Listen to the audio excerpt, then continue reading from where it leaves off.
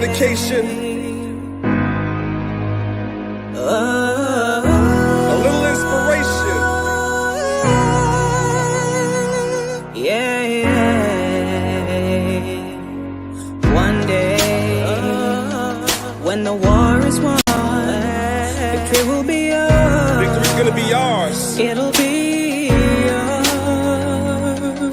One day, when the kingdom comes, it'll be yours. It'll be yours. It's a long way up. It's a long way up. And a short way down. Just don't let nobody come and take your crown. Don't take your crown. Trying to make it through the system, but the doors are locked. The Most High got you covered. You're gonna rise to the top. You're gonna rise, y'all. This battle will bring victory. On with the greatest book in history. Jacob, you're great, it's no mystery. Jacob, you're great. Yeah. You know this battle has just begun. Battle's just Jacob, begun. you're hated by everyone. All But nations just remember hate us. you're the chosen son. Yeah. This song is such an inspiration. We get the kingdom though there's much tribulation. Every day I send my prayers up. I even read where Yahweh said he'd raise us up. He gave Abraham the covenants. On the shoulders of Christ will rest the governments. The forces the nations gotta bring to me. The world is ours, our gates open continually. Praise Yahweh cause he gave us life, and sacrifice the reward as you could reign with Christ. Yeah, it's true, the Father made us sons to get a crown, then endure until the Savior comes. In the sight of God, no man is justified. To be approved, I read that gold must be tried. In the end, we're the greatest folks in history. Malachi sing to them about our victory. This battle will bring victory. We're gonna get the victory. The greatest book in history. Bible's the Jacob, greatest you're great, book. it's no mystery. Yeah. You know this battle has just begun. Battle has just Jacob, you're begun. hated by everyone. But just remember you're the chosen son. Yeah. We give all praise, honor, and glory to the Most High God, Yahweh, for giving Abraham, Isaac, and Jacob the covenants, and for choosing our nation. We appreciate that. Hope the song inspired you. Yeah.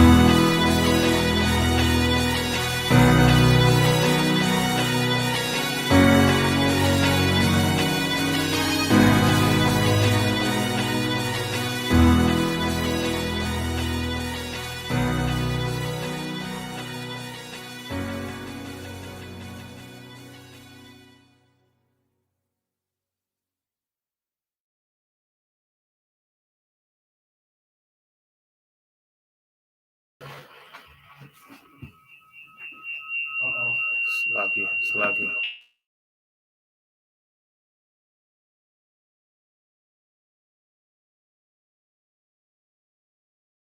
Take care of that.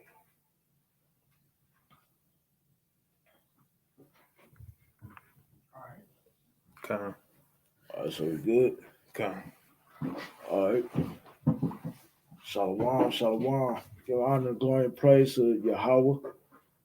Bahashem, Allah Yahweh Shai. Happy Sabbath to all the Israelites out there, all the 12 tribes scattered abroad.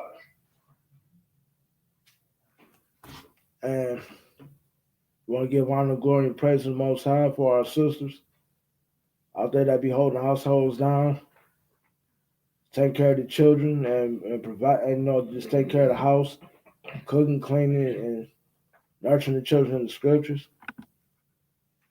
And more importantly, but then we want to give honor, glory, and praise to the Most High God for the heads of the households out there that's providing and leading all their families in the right directions. And for the ones that's out there sharpening their swords, to get ready to go out there and start swinging that sword to edify the people. And also for the ones that haven't come to this truth yet, hopefully they do before time is up. Because we know we're on borrowed time right now and things about to hit the fan soon. It's gonna have a look. So basically, we just pray and hope that Israel just gets it together and that we come together as one body, one sound, one mind, and one unit. The lesson I'm bringing out today is the dangers of lust. And this is something that we all struggle with. A lot of brothers, a lot of sisters, and some elders that have been in this for a long time. And the objective of this lesson is to know the dangers and consequences of lust and its effects.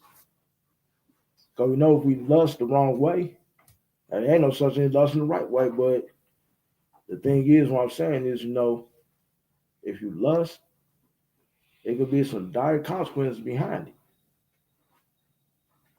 Because it's going to give you that impulse to act on it if you really think on it too much.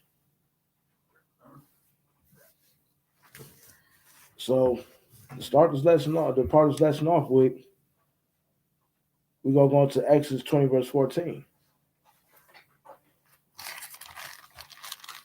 And the point of this is, because, lust leads to adultery, depending on who you're looking at.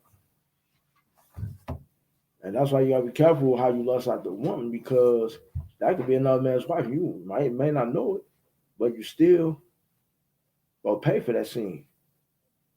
All right, read. All right. This is the book of Exodus, chapter 20 and verse 14. Thou shalt not commit adultery. That saying is, a man should not sleep with another man's wife. A woman should not be sleeping with no man that is not of her husband. That's being an adulteress. We all know that if we read these laws, we know that there's a deadly consequence behind that. Back then, we was in the land of Israel. That's automatic death right there. But all honor, glory, and praise to Yahweh, to the Most High for Yahweh that gave us that grace to clean that up. But at the same time, hopefully you don't do it. Because behind that is going to come lies. Then you're going to try to cover up with another lie, just putting yourself in a bigger hole. And then you're going to be hurting the person that you're with. And then, even worse, if it's a woman that's an adulteress, and she commits adultery on her husband, then that man going to have to put her away. As that man puts her away, he has every right to, because for one, she has slept with somebody that was not her husband. And she tried to come back to him, then that's an abomination unto him and unto the Most High. I mean, we all know how the Most High feels about abominations, which says somewhere in Sirach about how the Most High hates all abominations. So basically, try to keep that under control. Now let's go to the book of Matthew 5, verse 28. Because we already know where lust starts at. It starts with the eyes. And y'all got to admit, sisters, there be some brothers out here for the sisters, and the sisters out here for the brothers that do not make it easy for us. Y'all with your married sisters. Because y'all wear all these tight clothing. And y'all be saying, yeah, I know what y'all would say, yeah, y'all shouldn't be looking, but man, sometimes you can't help but to look. Sometimes I look at it shamefully because it's like, man, it's sad. If y'all sit up here dressed like that just to get attention, y'all shouldn't have to do that. Especially if you got knowing that you got a husband at home. That's why the Most High tells us to dress modestly. Cover all that stuff up, man. You know what I'm saying? I mean, yeah, I'm getting on and I understand sometimes, yes, Israel, no matter what part of the 12 tribes, ain't got some voluptuous looking women, but then sometimes some of them ain't doing that on purpose. But just try your best to cover it up. Don't be showing all your curves and all that stuff, and your cleavage and all that. Because then you cause a man to lust after you, and that can lead to some consequences. I read. It's the book of Matthew, chapter 5, and verse 28. But I say unto you that whosoever looketh on a woman to lust after her hath committed adultery with her already in his heart. And the reason why, because you don't know if that's that man's wife. You don't know that she is another man's wife. So basically, you sitting there looking on her, you know what I'm saying, like as if, and then having these crazy thoughts in your head about her, like what position you putting her in and all that, man, that's the wrong answer. Now you got to clear your mind to that very quick. Ask the Most High to forgive you of that. You ain't trying. I mean, I don't get it. Y'all get it. Sometimes we don't be trying to. A lot of us really don't be trying to. But then sometimes some things just in a way, some things can be happening, some things can't. That's why I ask for sisters, just try to make it more easy on us to dress modestly. And fellas, don't forget, man. Don't get onto it yet. I mean, they women. And yes, we got some beautiful women in Israel. But try not to look sorry. I mean, just glance and just keep it moving. Glance and keep it moving. But if you look too long, you know what they say, you study long, study wrong. If you look too hard, guess what? Your mind just go wander off. Give me that in Proverbs 6, verse 25.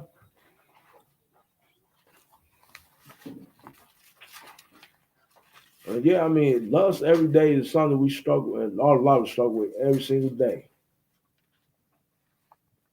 You walk out of this house, every time you walk out of your house, you're going to see a brother, going to see a sister wearing something tight, showing whatever. Sometimes even on TV too. So yeah, lust ain't no easy thing to deal with because it's around us everywhere. But all praise the Most High, we had the sword and we had the scriptures and we had that fear of the Most High God to try to look away. Read. This is the book of Proverbs, chapter 6, and verse 25. Lust not after her beauty in thine heart, neither let her take thee with her eyelids. Hold it right there.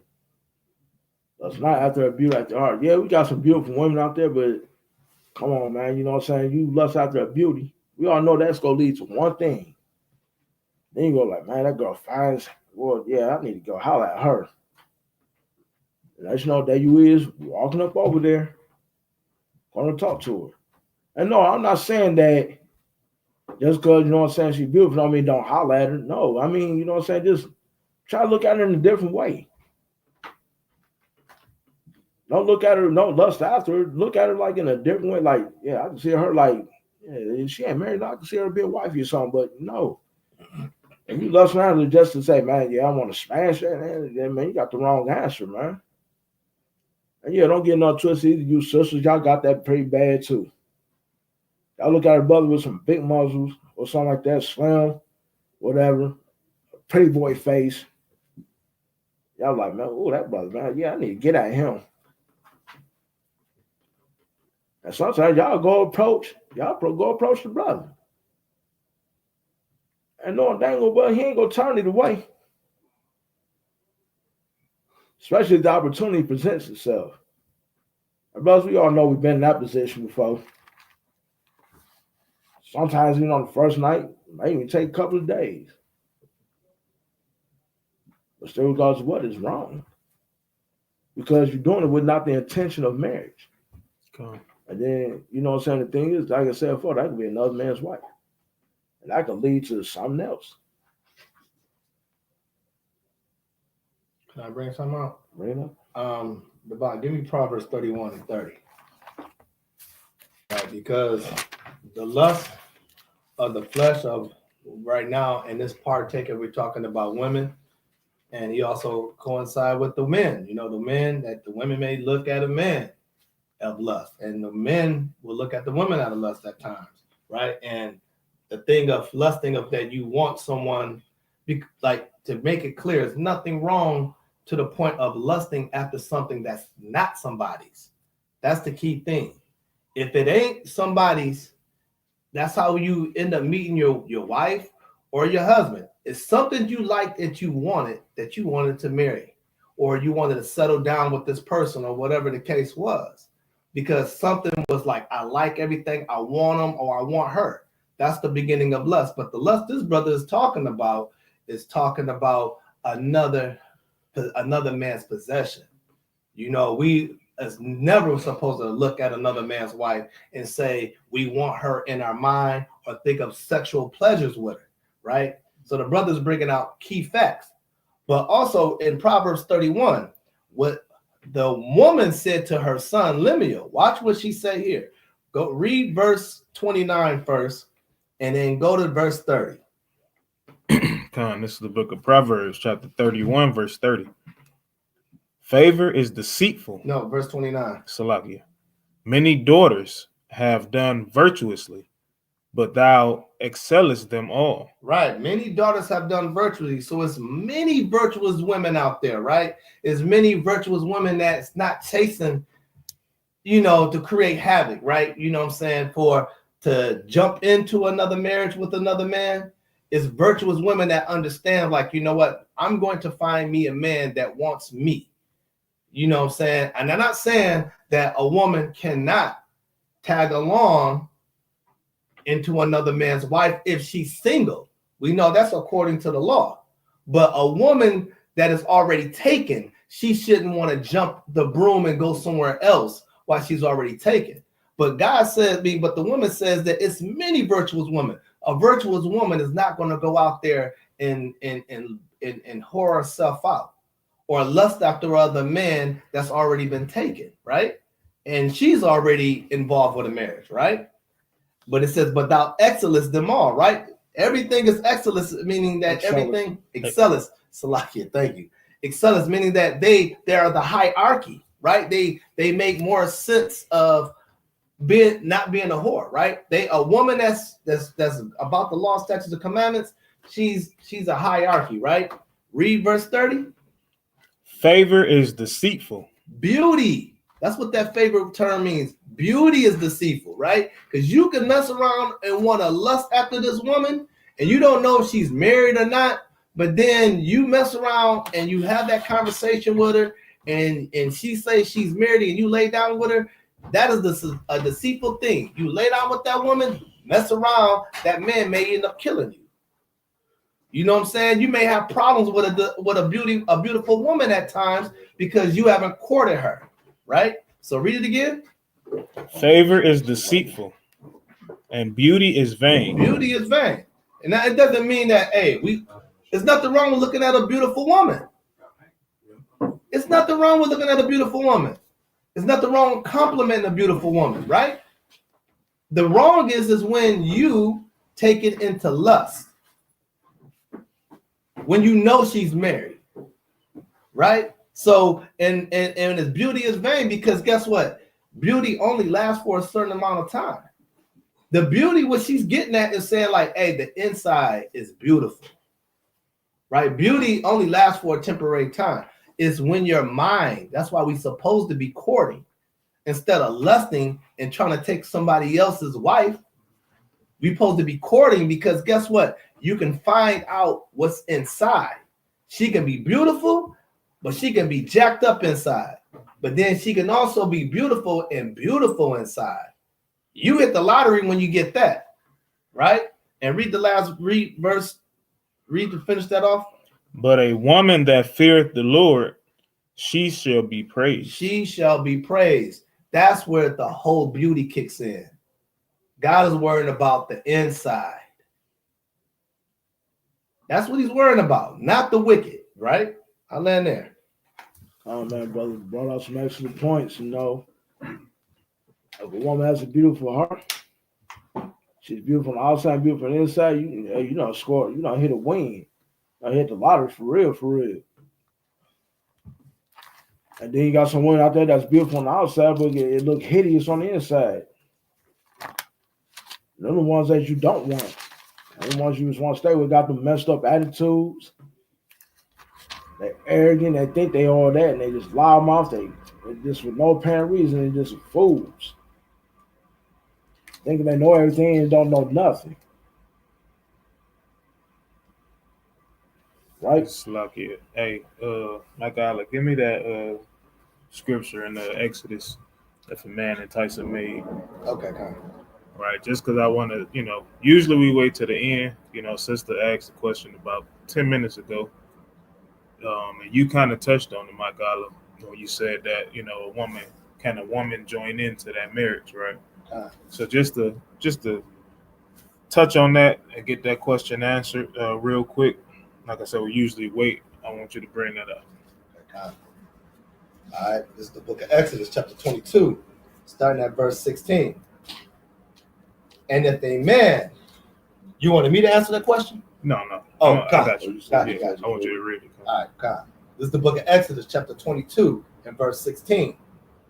And if a man entice a maid that is not betrothed and lie with her, he shall surely endow her to be his wife. Right. So if that woman is not betrothed, right, and he lay with that woman, he got to endow her to be his wife. Meaning he must make her his wife. Ain't no ifs, ands, buts about it. You know what I'm saying? So, to answer the question directly, yes. But again, is it wise in this time?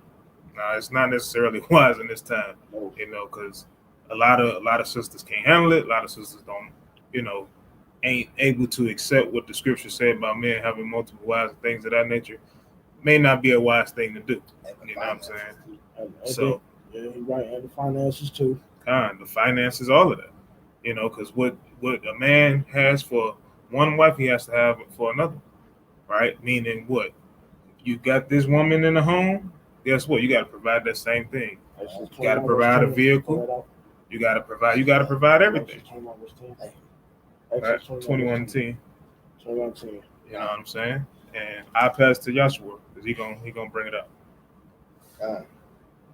What the brother said was right. We're going to pull this out in Exodus 21, verse 10. That's what I was looking for. This is the book of Exodus, chapter 21, and verse 10. Let me start at verse 9. Verse 9. And if he have betrothed her unto his son, he shall deal with her after the manner of daughters. It's like I don't know why. Verse 10. If he take him another wife, her food, her raiment, and her duty of marriage shall he not diminish. Basically, you know what I'm saying? Like the brother just said, if a man takes him a second wife, everything he does for the first one, he got to do for the second one. It ain't no more, one gets more than the other. No, it's got to be equally done.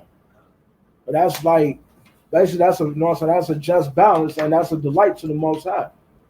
You got to treat both your wives equally. If you treat one better than the other, then that's an abomination to the Most High, because that's being unequal as well. So guess what? Everything the first wife get, the second wife got to get too. And now on top of that too, they both got to share the equal duties of the house duties and everything. Just because one gets everything, just because he gets second wife, that first wife don't. The other thing of hers don't diminish. I mean, nothing gets took away from her. And like the brother said, right now in this time of day, it ain't really a wise thing to do. I mean, though it's comes to a point where it's about to be inevitable. Because Isaiah 4 verse 1 is about to come into play real soon. And sisters, I'm sorry, but y'all just got to deal with it. If y'all got to deal with it or not. And if you leave, then that's on you. Hey, And we ain't doing it to hold on. And we ain't doing it, you know what I'm saying, to be like, oh, try to overthrow our house or nothing. But it depends on who the Most High put that spirit on to do that. But some sisters might be able to handle that, and some just won't. I mean that right there. Go ahead. Hey, grab Genesis 29. You know, because I want to not only just speak on it. I don't want to just have the brother give his word on it, or what he said. Like, hey, they must, you know, be treated equal. Like, ain't no one having more than the other one and come down and having these wives, right? So I want to get it from our forefathers and our foremothers, right? Because this literally happened and it took place. So Genesis 29, start at verse 29. This is the book of Genesis, chapter 29, verse 29. And Laban gave to Rachel his daughter, Bilhah his handmaid, to be her maid. And he went in also unto Rachel, and he loved also Rachel more than Leah, and served him yet 7 other years. And when the Lord saw that Leah was hated, he opened her womb, but Rachel was barren. See that? So the Lord will literally have it to where he this was your wife first. So it ain't no skipping her, not giving her no children. You know what I'm saying? And then going straight to Rachel, even though you served for her first, right? Even though you got dead unjustly, it does not matter. Don't make a difference. This was your wife. It happened. Yeah, was it wickedness from their father? True enough. But again, it was ordained to happen. So now you have to treat her fairly, right? So you see, he opened up Leah's womb. He closes Rachel, right? So go ahead. Right, 32. And Leah conceived and bare a son, and she called his name Reuben. For she said, surely the Lord have looked upon my affliction. Now therefore my husband will love me. See that? So she like, hey, the Lord literally gave me this child. So now finally my husband is going to love me. So let's jump down to chapter 30 and read verse 1. All right, this is the book of Genesis, chapter 30 and verse 1. And when Rachel saw that she bare Jacob no children, Rachel envied her sister and said unto Jacob, give me children, or else I die. See that? So it's literally, hey, she was pissed off now. You know what I'm saying? Rachel knew that she was loved more. All right. So she got envious of her sister. Now just imagine you having more than one wife in this time. Not saying that it's not possible. You know what I'm saying? Because brother, hey, it's happening. And again, whatever is for another brother, that's for that brother. You know what I'm saying? We ain't talking about nobody, none of that. You know what I'm saying? Because again, there's no scripture against it. But again, you see the envious that's happening here when it was allowed. And it's envy then. Right?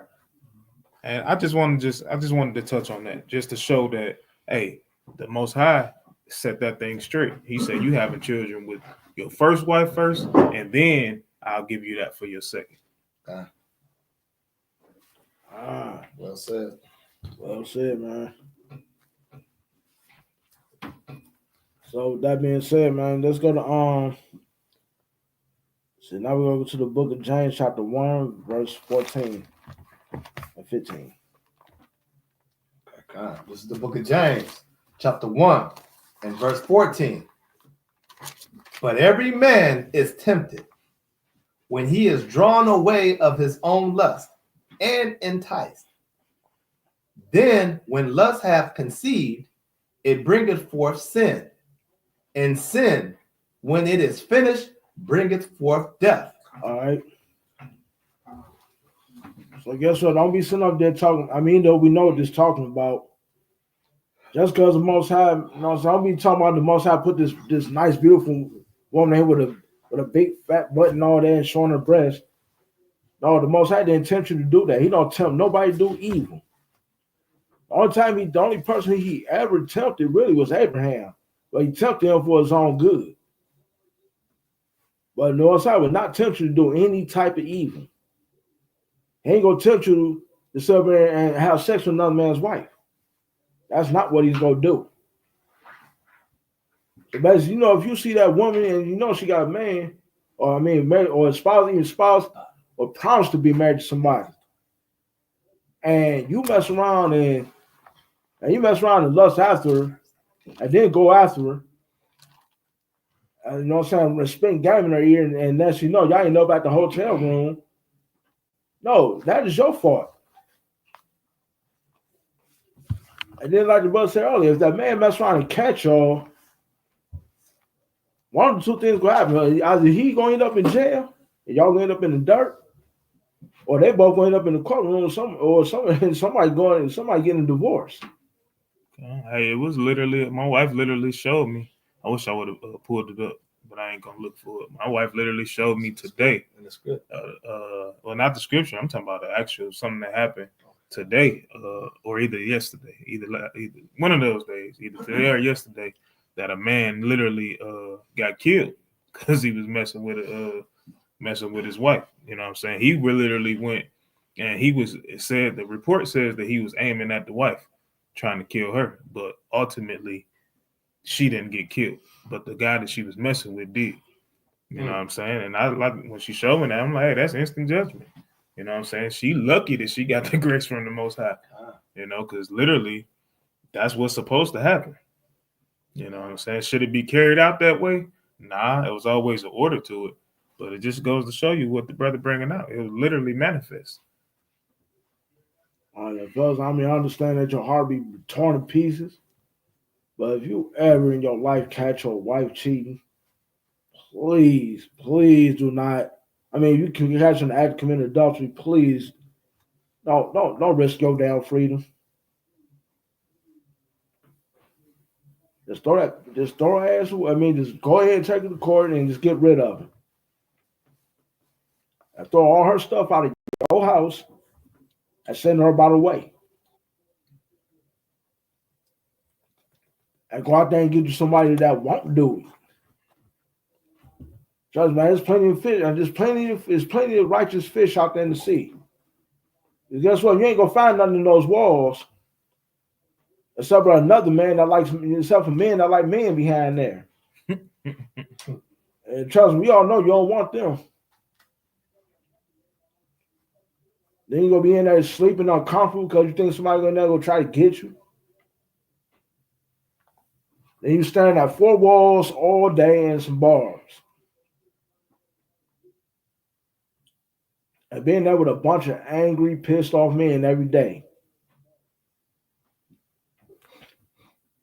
So I'd rather y'all to just take the court before y'all pick up the gun and off her and him, or just off him and not her, or just off her and not him.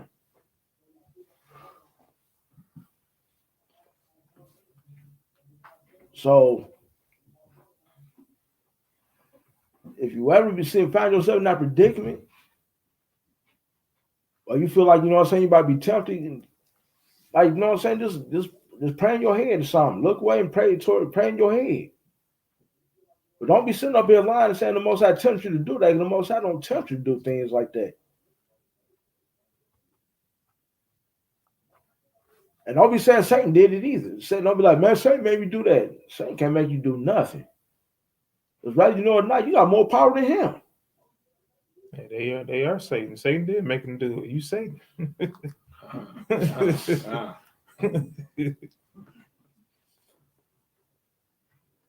Because guess what? In judgment day, Satan can be standing up there with you. I ain't got no authority over this man. Okay. And what, you think the Most High ain't going to agree with him? I bet the Most High going to agree with Satan more than he agreed with you.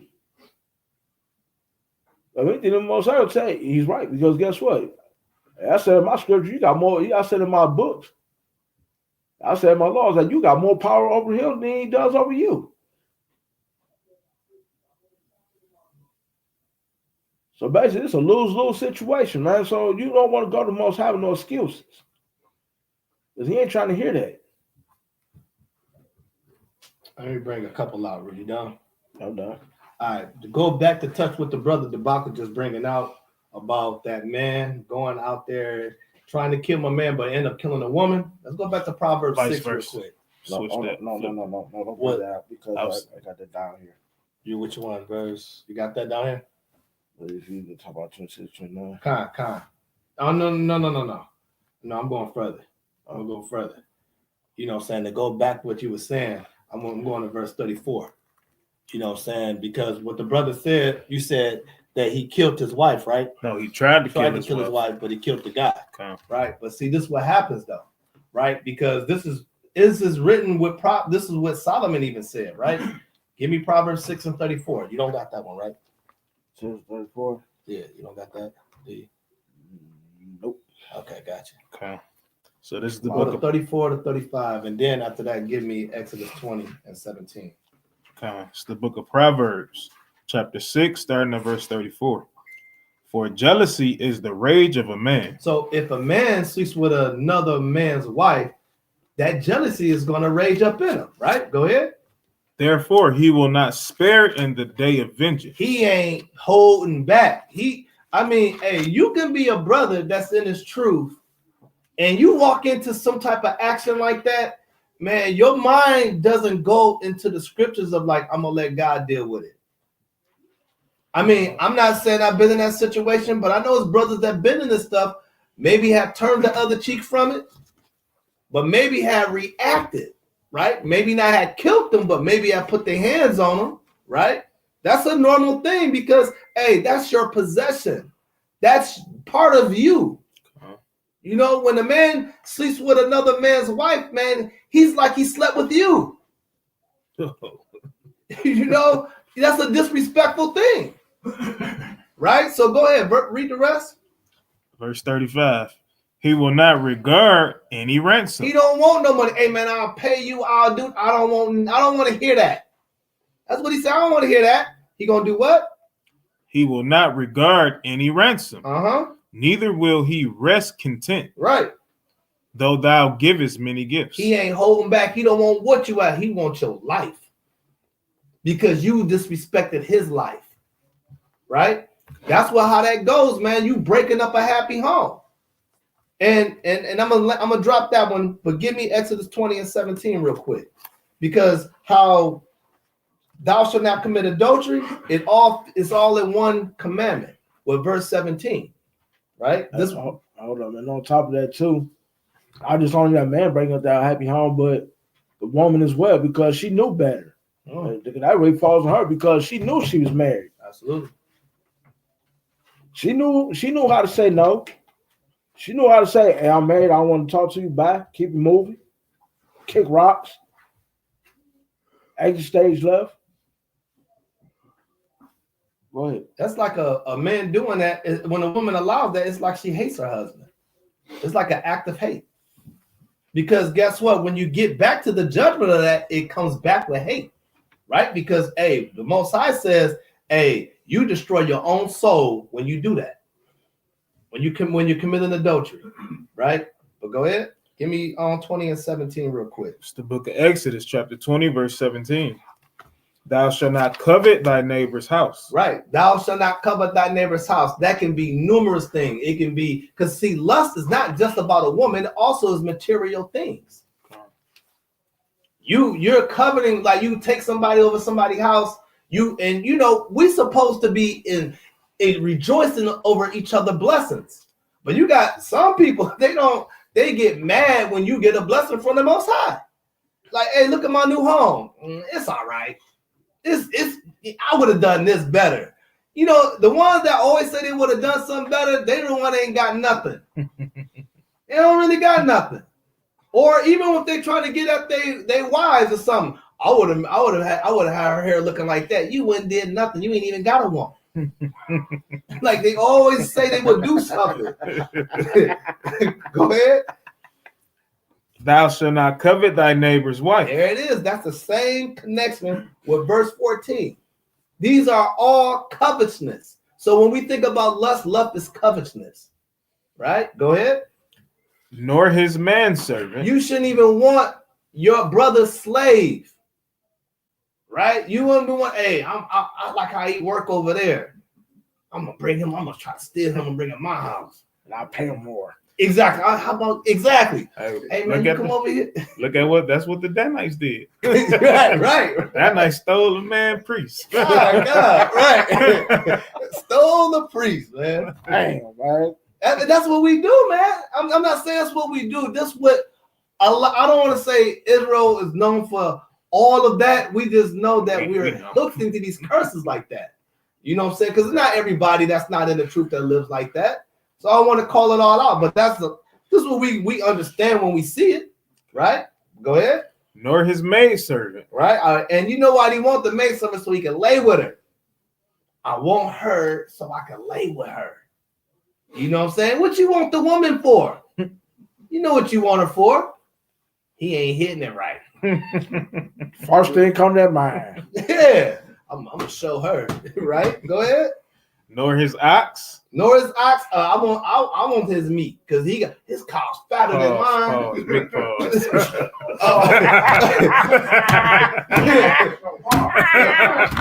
Right. This gonna run on fast out. Oh God. No diddy. No diddy. No diddy. But he would say that, man. He would say his cow is big, you know. Hey man, I'm teaching. The cow is big. His cow bigger than my cow. My cow all slim, and this cow is you know. He got more prime. He got more. Yeah, he got got more prime. Right, he got more on him. You know what I'm saying? He got more muscle on him and everything. I want that kind of cow, right? Go ahead. Nor his ass, nor anything that is thy neighbor. Right. So today's day, we don't own a lot of these things, but hey, you shouldn't want another man's car. You shouldn't want another woman's car. You shouldn't want another. I mean, it's nothing wrong if you say, "Hey, where you get that car from? I like that. I want that." If you don't, you know, I'm not no disrespect. I want the same kind of car. There's nothing wrong with that. But what's in your mind when you think of that? I want it because you got it, and then I'm gonna upgrade it and make it better than yours. That's when it's wicked. And you can't tell only if the Most High exposes it. So, hey, the brother bringing out a great thing. Hey, it's not just the women. It's also material things. You want other people money, and people like to count other people money. When you're doing that, that means you really are jealous of that person, what they have. Oh, why are you always buying that? Why are you buying that? Ugh, I don't. You know, if I had that money, I'll be doing this. And again, that's the same person that don't got no money. Yeah, I land there. Like the U.S. government. Why you think they're always taking our money? They take our money. They count our money even before we even get in our mail in our bank accounts. Then they take it. Hey, they take it when you put it in there. Exactly. That's what the bank do. That's why you can't get it all out at the same time, unless you just ain't got that much in there. You know what I'm saying? But imagine being like, if you're a millionaire, you can't go in there and get $1 million straight out the bank. You just can't walk in and do it. You gotta make an appointment. Why? Because they done spent your money somewhere else. They share your money with everybody else. Yeah. That's what it is. In order for me to get my money, he have to put money in there too, him, and him. So I can get my money out. That's how they work the system. Yeah. And I always want to steal what's yours. So me, I don't care what nobody say. If you steal from your brother and sister, yeah, that's wrong. Okay. But if you steal from the government, there's nothing wrong with that. You just take back what's yours. You don't want to say that line. Hey, use wisdom. Use wisdom. Hey, right, use wisdom. Okay, another one I decided is don't steal. The government hates competition. The government hates competition. God. All right. In other words, that's some pretty good points the brothers have brought out. Not just only with women or men, it could be with material things also. Especially with materials, because people hate it. What's wrong when you steal their things from them? Just like you covering after your brother's car, and that dude he got a nice whip. Oh, I like that Cadillac Escalade. Yeah, you know what, man? I'm about to take that from him tonight. That's when that man truck come up missing. And if you get caught in it, one or two things gonna happen. It's like jail. It's like you're gonna be getting judged at 12 or getting carried by the 6. All because you was too lazy to go out there and work for your own. Once again, that's that laziness I was talking about last time. You coveting, then you want to go steal because you lazy. So I tell you, man, one sin always leads to another. All right, give me that in the book. So let's go to Sirach chapter 18, verse 30.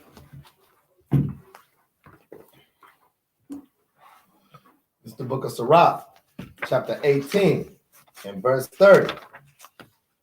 Go not after thy lust, but refrain thyself from thine appetites. If thou givest thy soul the desires that please her, she will make thee a laughingstock in thine enemies that malign thee. All right.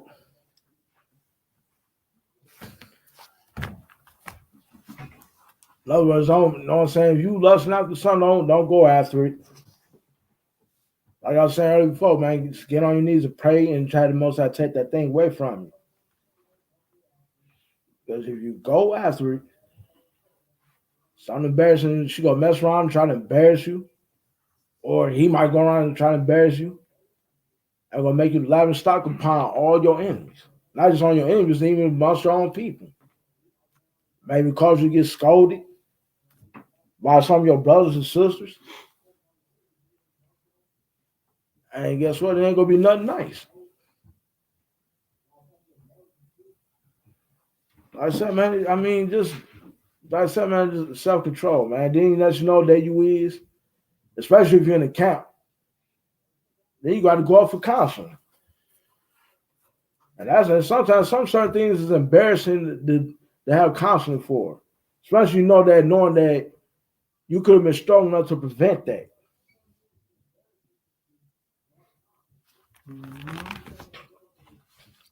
Now we about to go into a good example right here. You know what I'm saying? How David lusted after Bathsheba. Hey, before you do that, let me add on to this right here.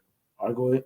All right, so keep going. Read verse 32. All right, Con, let me pull it up real quick again. Actually, Slacky, start at verse 30 again. Okay, Con. This is the book of Sirach, chapter 18 and verse 30. Go not after thy lusts, but refrain thyself from thine appetites. All right, so this is with anything. You know what I'm saying? Like we've been saying, lust is not just about, men, women. You know what I'm saying? It could be, it could be food. It could be whatever the case is, right? All of these things, like read verse 31. Verse 31. If thou givest thy soul the desires that please her. So if you're doing anything that pleases your soul, you know what I'm saying? Yeah, we heard the phrase, too much of anything could kill you. You know what I'm saying? So when we talking about food, drink, whatever the case is, if you fall into that, right, what is it going to do? Go ahead. She will make thee a laughingstock to thine enemies. Look at this nigga here. This nigga, he drunk. He acting like a fool. You know what I'm saying? They recording you. They laughing at you. You think they laughing with you because you're so drunk. You know what I'm saying? Anything, right, Reed? That malign thee. Verse 32. Take not pleasure in much good cheer. See that? Don't be so quick to always want to go and have a good time. You know what I'm saying? Because again, that could also be a lust of yours. You always want to party. You always want to drink. You know what I'm saying? You always want to just, be happy-go-lucky. Like, no, sometimes it's best to just chill out. Collect your thoughts. Start reading into your scriptures. Right? Don't always trying to think it's supposed to be a cheerful moment. Every moment is not a cheerful moment. It's not supposed to be that way. Right? In other words, go sit down and go pick up a Bible or something. Right. Take not pleasure in much good cheer, neither be tied to the expense thereof. See that? Neither be tied to, you got some money. Oh, I'm finna go, boy. Let's go to the club. I'm getting a section, man.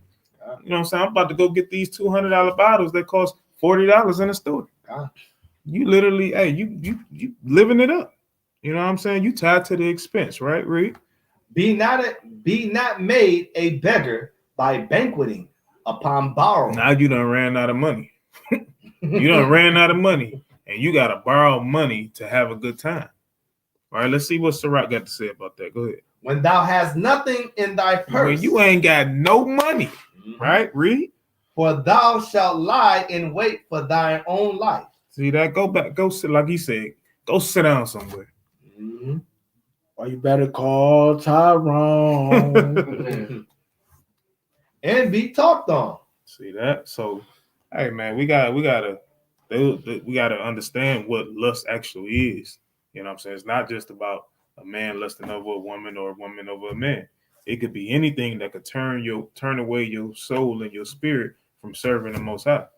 So that could be food, drink, liquor, fashion, cars. It could be anything. You know what I'm saying? So I just wanted to touch on that. Hey, it is even going back what you're saying. That's just like what you good way to break it down. You know, like putting yourself in those places and casinos. You hit a lot of money and you start gambling it off, and you bringing everybody to the casino with you because you got the money, and then you start blowing all your money, putting on the crap tables, and you start losing it. These would be your enemies doing the laughing stock. They laughing at you low key, like you blew all that money. And these would be the ones that is envy of you that got the money, that you got the money. And that's why it says that maligny, right? That means the evil, the harm that brings forth that harm to you. Okay. You know what I'm saying? The brother on point, you know, that's especially in verse 33. That's something that a lot of people, they will gamble their house because they have so much lust in the casino that they'll put their house on the line and then mess around, lose that, and then want to borrow some money from somebody else so they can gamble their money and lose that. And then now you know you talked about all your life. Sirach 40 and 28. Sirach 40 and 28. All right, this is the book of Sirach, chapter 40 and verse 28. My son, lead not a beggar's life, for better it is to die than to beg. So right there, it's proven. Don't leave a beggar's life. Going around begging, bumming people for money your whole life because you out here spending all your money doing what you ain't supposed to be doing, out here begging for $1, and you know you got it, but you out here blowing it. So the faster you get it, the faster you spend it. You should be doing it. You should be mindful of what we doing. You can quick to spend it. Yeah, I'm about to go blow this. Now you sitting back, you ain't got nothing. Now you up here begging like, hey man, what happened to the money you just had the so-and-so day? Oh, that's gone. Like, come on, man. Like, come on, man. We got to be better than that. And that's lust. Yeah. You know what I'm saying? Because they thrive off the thrill, the adrenaline of borrowing money, and they know if they get it from this person and that person, that's a lust. That's the drive to do it. Like, dang, I know I can go over here and get it. I can go this right here. God. Let me go get this. God. Well said. And I'm gonna give a real scenario, man. You know, a few guys, right? Something back in somewhere around 2002. I know a guy that, you know what I'm saying, I went to middle school with for a little short second, stayed across the other side of Davidson from me. One of him and these other two guys, they was gambling. One of the guys, you know what I'm saying, was out there shooting dice, and the guy was losing his money. As he kept losing his money, he went on here. I mean, you know, they was laughing at him. So the guy that was losing, he got so mad. He got so mad to the point where he left. He came back to that thing, killed the dude that was winning, and killed the other one that was laughing at him. One of the ones that was laughing at him. And now the one that night that he's doing that, this dude's still sitting down right now in jail up to this day.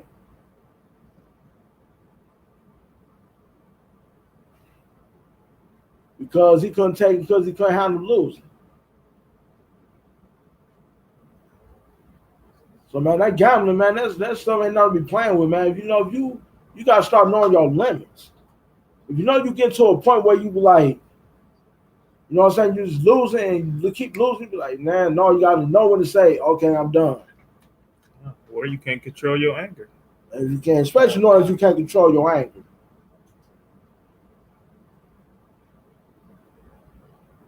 So if you can't handle your anger, when it comes to gambling, don't gamble. If you don't know your limits, don't gamble.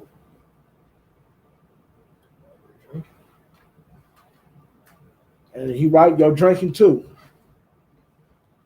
Because you keep on drinking and you don't know your limits, one of two things gonna happen. In fact, I'll say one of the three. That's why I'll get behind that wheel. You wake up behind bars. Kill somebody drunk driving. Or you mess around, got caught drunk driving, and luckily you didn't hit nobody. Or even another worse regret. You wake up in bed next to an ugly chick.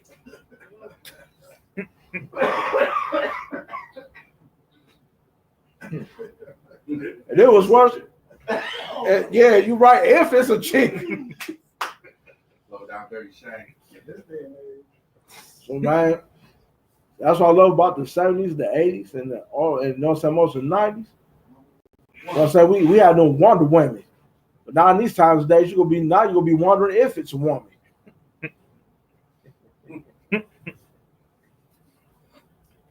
But anyway. And that's why it's good to stay in these laws, man. Yes. And find a woman that is virtuous and righteous, because you're right, they're out there. You're lusting for something that you don't even know if that's a woman or not. Or what I'm saying? Or if that's a man. This is how crazy how America made the lust so strong to the point we start lusting over things that's not natural. You got dudes lusting over women being men that's dressing like women. You know what I'm saying? What is it in Romans 1? They leave their natural affection.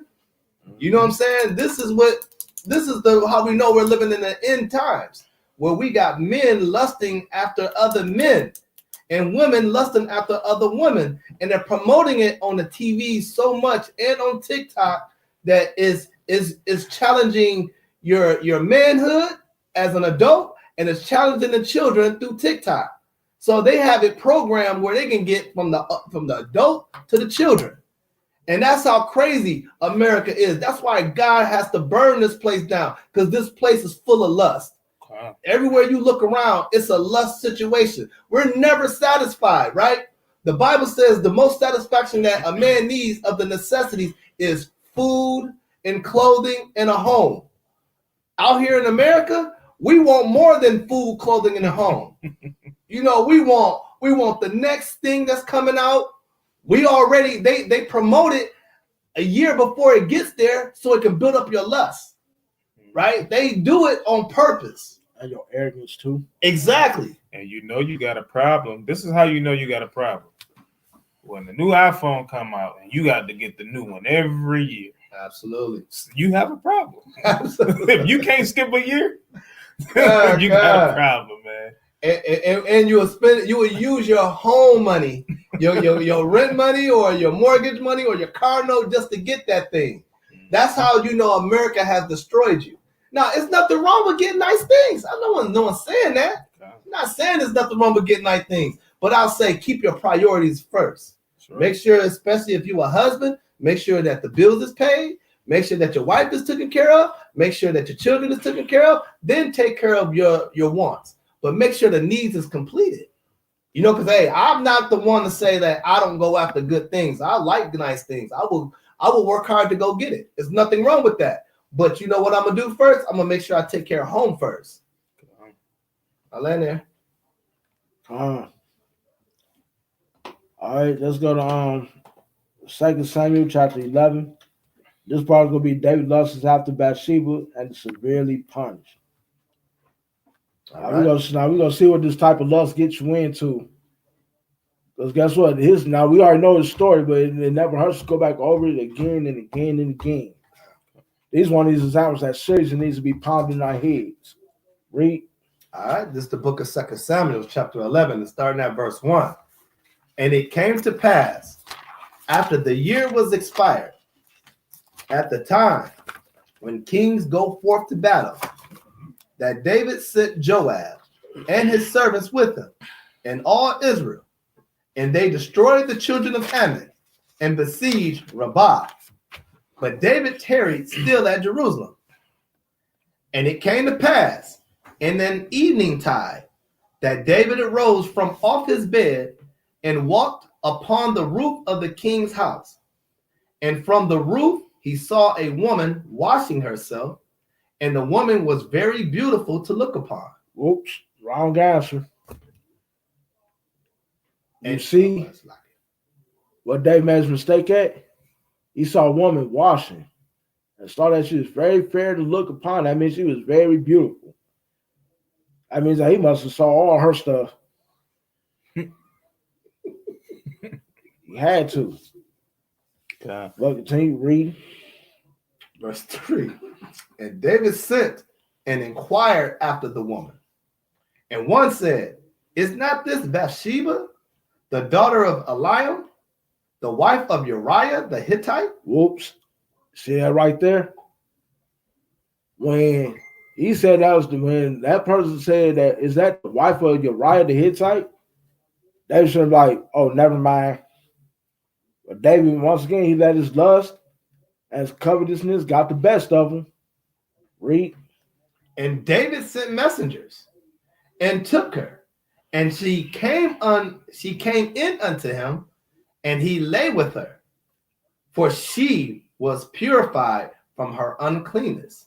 Whoa. So I mean, not only did she just come off her own flower, so I mean that she must have been, you know what? She was ready. By the same time, she knew she was married, and David knew she was married, and David already had wives. So now he done committed adultery, and she became an adulteress. At that time, both of them were supposed to have been taken out in front of the whole congregation and put to death. But the Most High had mercy on David, because why? Because like he said earlier, David was a man that was after his own heart. But David, even though you can go to show that even the greatest of them, they even messed up and broke the rules. Read. And she returned into her house. Verse 5. And the woman conceived and sent and told David and said, I am with child. Oops. And now she done got this. Now David done got her pregnant. And we all know what it said in Sirach. If a man, like, if Uriah the Hittite still alive and he found out about it, he would have had to kick, he would have had to put her to divorce, and you put a divorce on, get a divorce, kick her out and that child out, and she wouldn't be able to get nothing from him. And that's supposed to be what happened. And they tell you the truth, a lot of this really happens today. You got these women out here that's going out here having children outside their marriage. And some states, yes, they still mess around and leave with some, but they really ain't supposed to be leaving with nothing. The man's supposed to divorce them, kick their ass out, and that child out. That's only in America. They still put you to death in them other countries, man. They put them women to death. Yeah, some countries, yeah, they do get put to death for doing that. And Americans don't play that. They stone you. I just seen a video of somebody getting stoned one time. Whew, I was like, man, God, I mean, I actually saw it. I seen blood in the, they had like wrapped in a bag and just beaming them, man. So I seen blood coming out everywhere. I was like, dang. That's what it's like to get stoned, man. Skip that. Just shoot me, man. I don't care what you shoot me with, just shoot me. I'd rather take bullets in there before I get stoned like that. But like you said, only here in America where the woman's still allowed to get something after she done messed up. But now we're going to jump down to verse 14. All right. Verse 14. And it came to pass in the morning that David wrote a letter to Joab and sent it by the hand of Uriah. And he wrote in the letter, saying, set ye Uriah in the forefront of the hottest battle, and retire ye from him, that he may be smitten and die. Hold on. Now you see this right here. Now David said it the first time David sent him home, before he had to go out to war again, David sent him home first so he could sit down and lay down with his wife, have sex with her. But we all know what Uriah did. He slept out the door front. They ain't bother going in. So now look what David doing now. David trying to cover up that sin. Just like the same way as who? Adam and Eve. I know they did some type of idolatry in that had to be some type of idolatry they did in that garden that caused the Most High for them to hide from him and say we was naked, which means they knew a sin. Wait a minute, how the hell? Who said y'all was naked? Did y'all say man to do what he's basically saying? Y'all said man do what the other nations did? What I told y'all not to do. So now they said we try to cover it and hide from the Most High God, and now he trying to hide his sin from the Most High God. Continue. Verse 16. And it came to pass, when Joab observed the city, that he assigned Uriah into a place where he knew that valiant men were. That means, who was that warned against at the time? God, Salak, you forgive me for I forgot who that's warned against at the time, but they must have sent their best men over there at this part. And I think when they go finish the Ammonites. Yeah, the Ammonites had sent their best men over at this part. And guess what? They were sending some of his men at that part, but he put Uriah up there in the front. As Joab was told to do, Joab put him in the front lines. Just so he can get killed. Read. Verse 18. No, Salakia. Verse 17. And the men of the city went out and fought with Joab, and there fell some of the people of the servants of David, and Uriah the Hittite died also. Then Joab sent and told David all the things concerning the war, and charged the messenger, saying, when thou hast made an end of telling the matters of the war unto the king, and if so be that the king's wrath arise, and he say unto thee, wherefore approach ye so nigh unto the city when you did fight? Knew ye not that they would shoot him, shoot from the wall? I'm supposed to have went that far, but it's cool. Okay. So man, now David said got this man killed. He covered his sin up from the eyes of some people, but not everybody. But guess what? We all know about Proverbs 15, verse 3. Does anything escape the Most High's eyes? Hell no. Most High be like, dang, this man's like, I said that comment this man, I made him king of Israel. And look what he has done in my eyes. I could have gave this man plenty of wives. But he said he wanted somebody else's wife. All right, now we're going to jump down. We're going to go to chapter 12, verse 1 through, we're going to read 12, verse 1 through 7. Before you get there, too, just imagine, how did David know that Uriah was going to die? Right? Because he literally was basically sending them off. Literally, David always prayed before battle. And he like, I ain't finna say nothing to the Most High.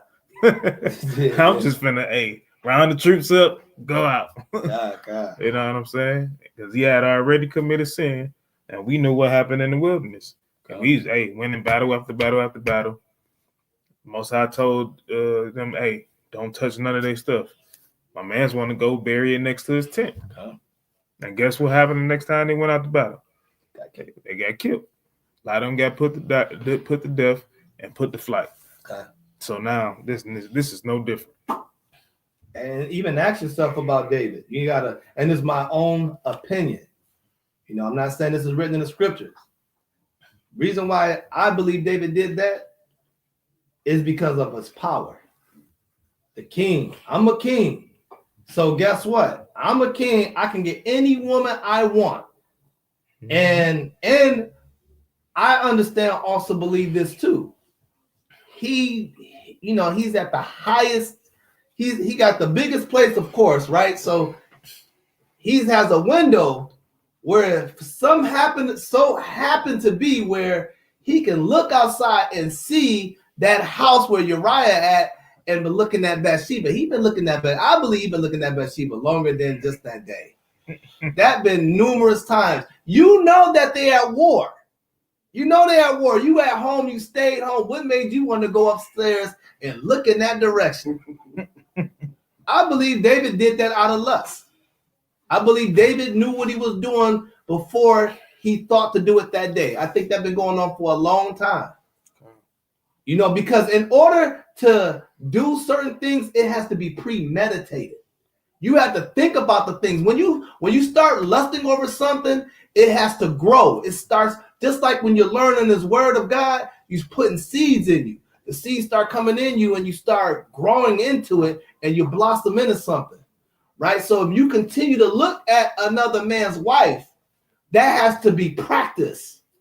Because when you're in this truth, when you're first knowing what you know, you're not even entertaining that unless you're practicing it. If it's somewhere else or somebody else's wife. That's why they got pornography out here, right? That's one of the dangers that's in America for us men to be looking at. Because guess what? That entices another high part of lust. And it's hard to leave that thing. When you are in that thing, your mind goes into that woman that you're looking at, and it also can grow into somebody else's wife, because that's a spirit. And that has to happen over time. That doesn't happen overnight. That's called practicing. So I believe, my opinion, that David knew she was going to be there. He knew that she probably take these showers at that time of the night. And I knew he believed that pride kicked in. I'm the king. So I can get any man any woman I want. And that's how I believe he did that. It's literally honorable mention. We ain't gonna go here because I'm gonna let the brother get back to the lesson. Honorable mention, right? The story of Susanna. That's what the brothers did. They was in the garden daily watching this woman. Right. You know, time, Exactly. to be there, everything. You plotted. Yeah. So you know. The way to point that out. Yeah. Oh shoot. God. He come back at the same time of day. Every day. God. And he literally tell the dude, like, hey, we both gonna leave. Right. They left and they came right back. What you doing? You doing the same thing I'm doing? Wicked, man. God. Go ahead, kid. I was about to add on to what he was saying, man. Yeah, you know what I'm saying? Bro, that's the wrong answer right there, man. And like the brother was saying earlier about pornography, not only top of that too, it makes it hard for you to even have sex with your loved one. Con. Because you're gonna be imagining her, wanting that woman that you saw with that big old nice whatever and all that stuff. And you know what I'm saying? You're gonna imagine you as being that brother clapping them cheeks. You know what I'm saying? And that's, you know what I'm saying, that woman that's on there is not your wife. And it's not going to interest you. You're going to lose interest in your wife. And that's going to cause some problems. That could also cause a woman to mess around and go do what she going to do. So, man, you know, porn is a seriously dangerous thing, man. It sure is. Seriously dangerous. That's why you got those stupid Amalekites, some small heads. In fact, they're the owners of certain porn industries, man. So they're doing that to basically to cause problems in the homes. And not only on top of that too, y'all may not think it, but yes, it's also part of their depopulation program too. They want to stop us from populating. That's why they're trying to do depopulation. They try to use anything. Not just only porn, but just like they're saying earlier, just like putting all these gay TV commercials out there, these gay TV shows, man with man, women with women, or you know what I'm saying, like men with two women and all that stuff. I mean, just whatever, man, just to stop us from populating. They try to say the world's overpopulated. That's bull crap. Come on, man. We know there's a bunch of places out there that ain't even occupied by nobody. No people just want us gone. And that's just what it is. We're back on this, man. Go to I'll read it. I just wanted to bring out Leviticus 20, what's it, 11 through 21, about uncovering nakedness. And that's what you're doing when you're watching porn. You're uncovering somebody else's nakedness. When you look at Leviticus 20 through 11, it says you're not to uncover anybody else's nakedness except for your wife. So, I mean, if y'all want to read it, you can. Okay. Go ahead. All right. Now, you said what verse you want me to start with? Start at 11. Now you know this is, and talk about the incest of that though. Yeah, but it's incest, but it's something that's going to go. Okay, gotcha. You Okay, understand. gotcha. I can break it down. I got you. I'll read it. This is the book of Leviticus, chapter 20, starting at verse 11. And the man that lieth with his father's wife have uncovered his father's nakedness. Stop right there. So you lie with somebody else's wife, he done uncovered their nakedness. So you go and slept with them, but you also done seen them naked. Continue on. Both of them shall surely be put to death, their blood shall be upon them. And if a man lie with his daughter in law, both of them shall surely be put to death. They have wrought confusion, their blood shall be upon them. Jump to 17.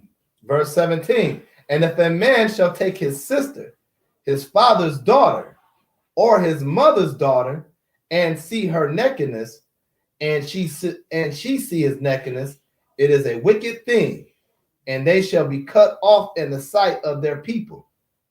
He have uncovered his sister's nakedness, he shall bear his iniquity. So right there, they talking about sex, but they also talking about you ain't got no business looking at them naked. Like the naked communities they got, you know what I'm saying? Like, and that's just my interpretation. We'll go along with that.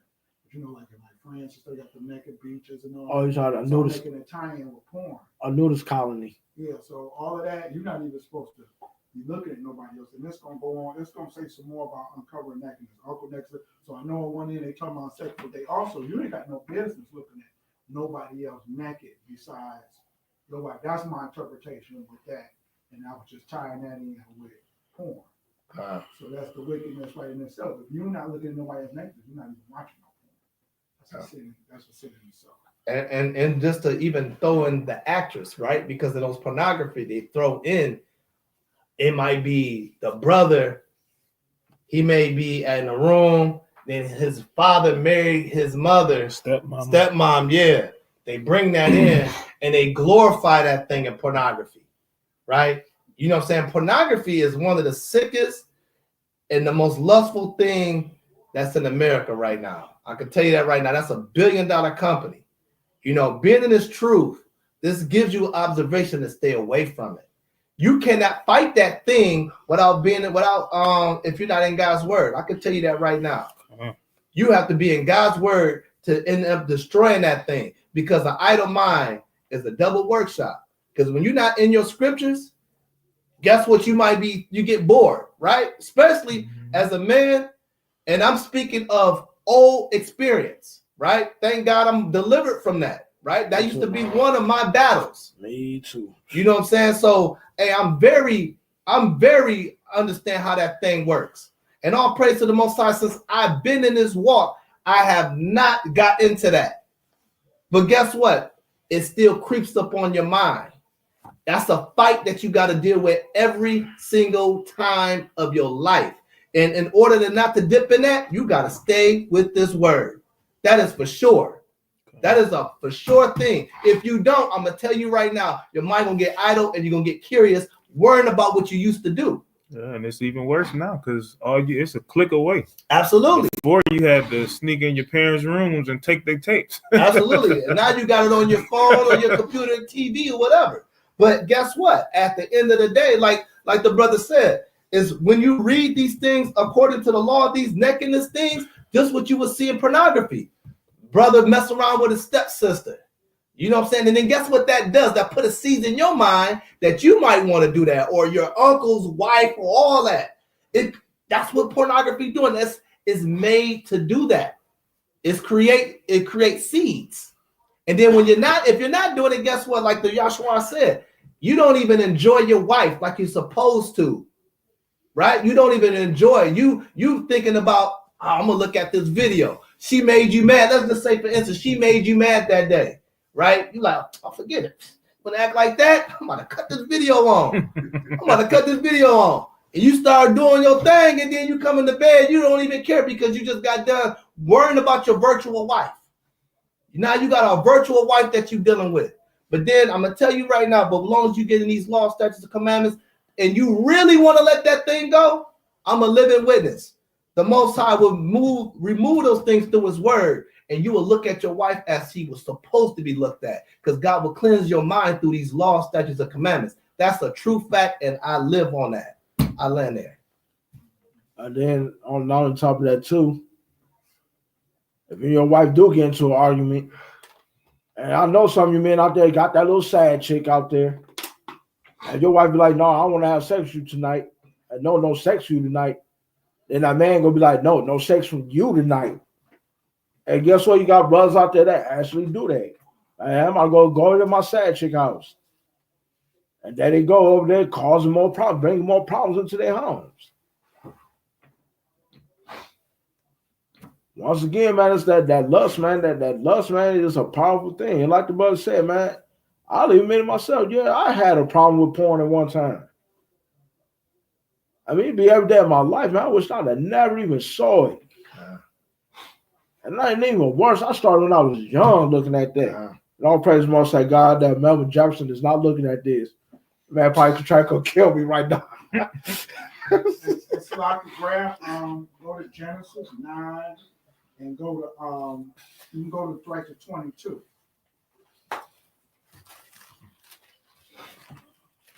It's the book of Genesis, chapter 9 and verse 22. And Ham, the father of Canaan, saw the nakedness of his father and told his two brethren without. And Shem and Japheth took a garment and laid it upon both their shoulders and went backward and covered the nakedness of their father. And their faces were backward, and they saw not the father's nakedness. So I'm just bringing that out. That's the point, that when you're talking about this nakedness, it's not necessarily always just leading up to something sexual. It's just the uncovering of the nakedness. You ain't supposed to be doing that, period. That's why they covered it up. You understand what I'm saying? But the shame that they did, they like, that's they did. We got covered nakedness because we ain't supposed to be looking at nobody else naked. But I just wanted to hammer that point home outside of the Leviticus about uncovering nakedness and what it said about it in the Bible. Father didn't on top of that too, man. You know, that's why he messed around and cursed Canaan. He ain't cursed him, he cursed Canaan because of that. Because Canaan, I mean, I know Canaan like, man, dang, I ain't did nothing. Why I'm getting cursed? Because of what his father did. But I guess that's the way dice was rolled. But Thanks a lot, dude. Yeah, man.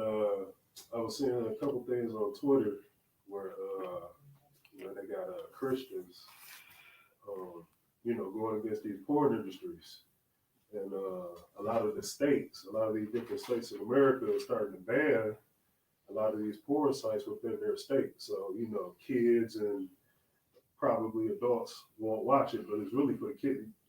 They was, fighting for the kids not to watch it and stuff like that or whatever. So they started to ban a lot of that stuff in a lot of these different states, so-called Christian states and stuff like that or whatever. A lot of the down south states. They did it in Utah a long time ago. Yeah. The Mormon state. Yeah.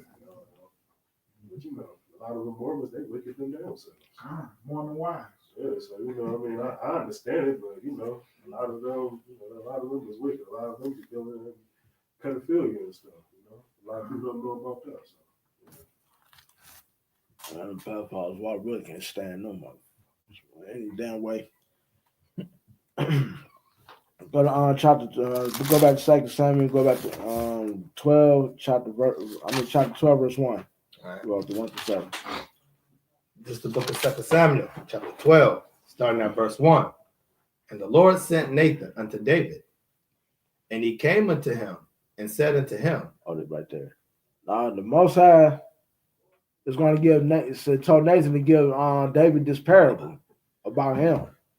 I continue. There were 2 men in one city, the one rich and the other poor. The rich man had exceeding many flocks and herds. Esau.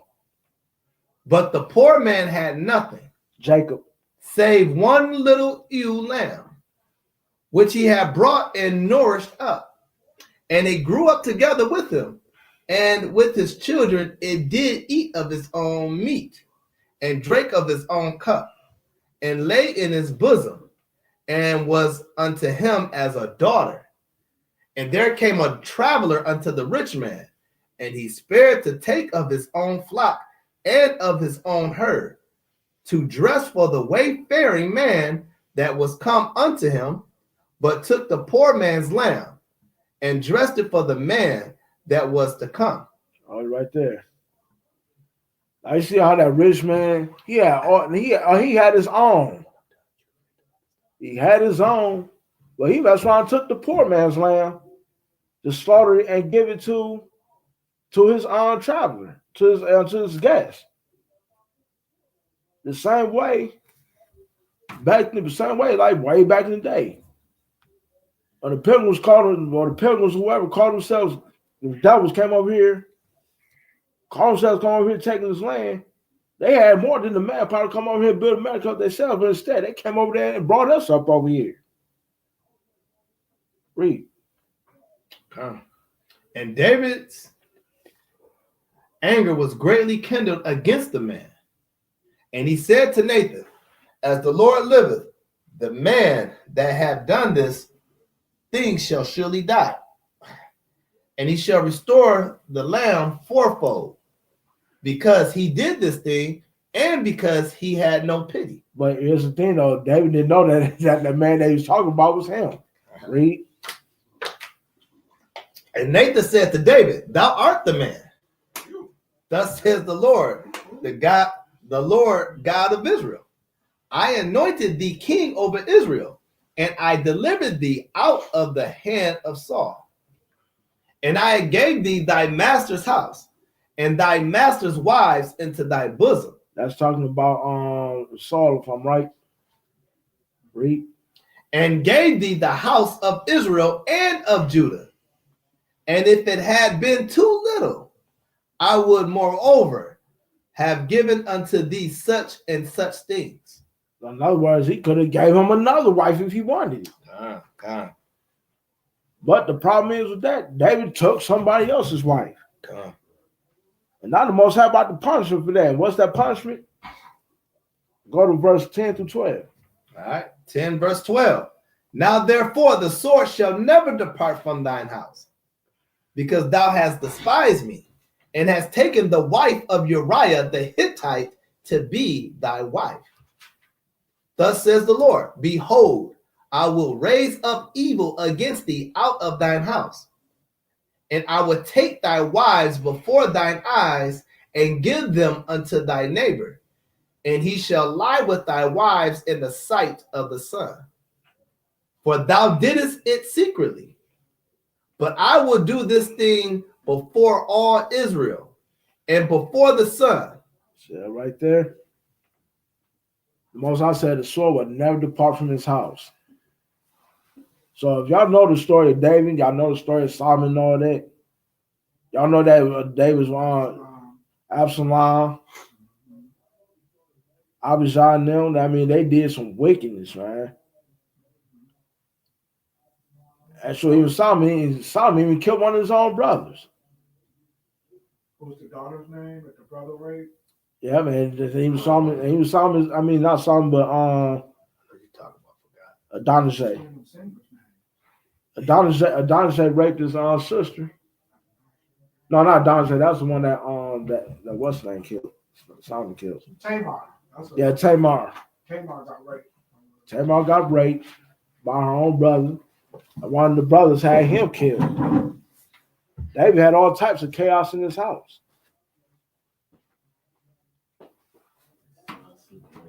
Wives in the tent all day. Did Solomon ride on Adonijah? Because Adonijah was going to get he was claiming himself he was going to be the king, and I know Solomon got made. Did he ride on him after that? Yeah, he got it. Yeah, he got it. Even after. He warned him. He warned him too. Because he tried to marry some woman that's within David, that's in Solomon's courts. Imagine your kids doing that kind of stuff. You can you imagine the torment as a parent that your kids doing this stuff to each other?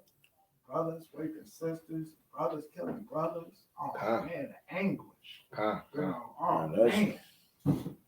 You got some families like that without the raping thing.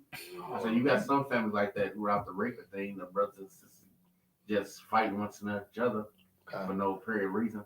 And then your son trying to basically kill you. You know what I'm saying? You know what you got. Son don't ride on you. It's They got the lucky. son after you. You gotta do. And You then, know what I'm saying? and then Adonijah tried to Adonijah wanted to marry a woman that was Solomon's court so he can get the kingdom. Solomon was like, no, no, he trying to do that. Okay, no, he gotta die. Man, Solomon had him killed right that very day. No, he gave him grace. He said if you come because the mother told him like, hey, give him the wife and everything. And he said, you might as well say I'm giving him the kingdom. And he gave him that grace, said if you even leave a portion out of this land or you do anything, he's gonna be put to death. And he did do that, and he got his judgment for that. So he did give him grace. Hey, I was gonna say, the funny thing about, with David, having sex with Bathsheba or whatever, you see a lot of brothers in the truth that will commit adultery on another brother, with whatever camp that they're in, and then try to apply themselves to David as an excuse, you know what I mean? As an excuse, David did, Right.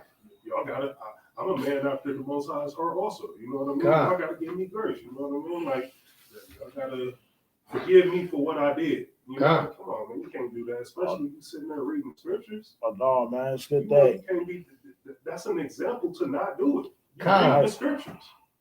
So come on, man, you can't be doing stuff like that. See, the thing is with that too, man. That's why a lot of brothers are getting put out of camps, and they can't get into another because of that thing right there.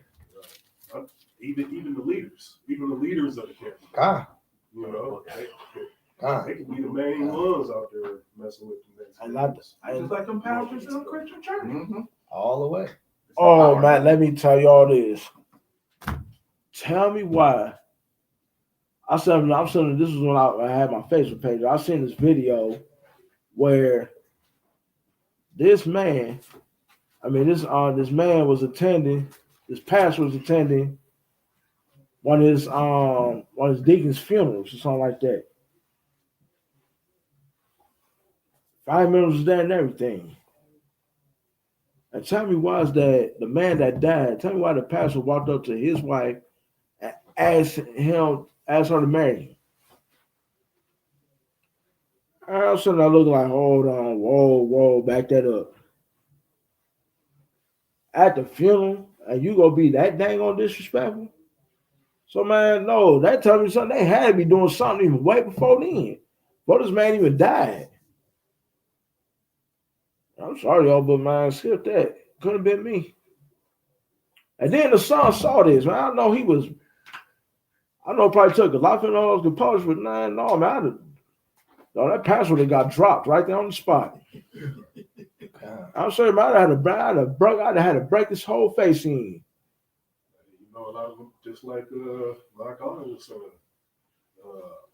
seeing themselves with that power, just like David seen himself with that power, you know, feel like they can do whatever they want to do, you know. So, and that just shows you the lust. That lust will make you do some crazy things. You know, you grow into that lust, you become that lust. You know, you have that spirit of lust on you. That's one of those spirits that's hard, that kind of connect with envy, jealousy, all that. It goes into all that when you operate it in that kind of way. You know, so what you just bringing out, that's just planted seeds. These things been going on and brewing ever since that man was alive. That man always looked at that man's wife. And if they didn't do anything, he had it all in his mind. You know, he had it already planted in his mind. And tried to go ahead and step in, and probably would use that scripture what Paul was saying, if you are no longer under the law of marriage if the husband died. He probably used that scripture for an excuse, but that ain't no good time to do something like that if you really was sincere about that. Because if you're really sincere, you wouldn't went down on your knee and said, will you marry me? You will be trying to court that woman. So if that's the case, that was meaning that you already lay with that woman, or you were already planning on to sleep with that woman when you had a chance. That's all premeditated. That dude smashed, and we already know that. Come on, man. I mean, I get where you come from, bro. That man smashed, bro. I mean, way before that man died, he probably did probably more on one occasion. Yeah. But I said we go to Hebrews chapter 13, verse 14 and finish this part off. I mean, 13, verse 4. Sloppy. Yeah.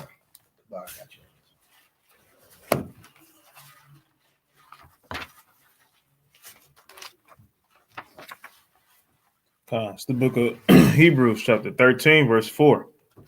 Marriage is honorable in all, and the bed undefiled.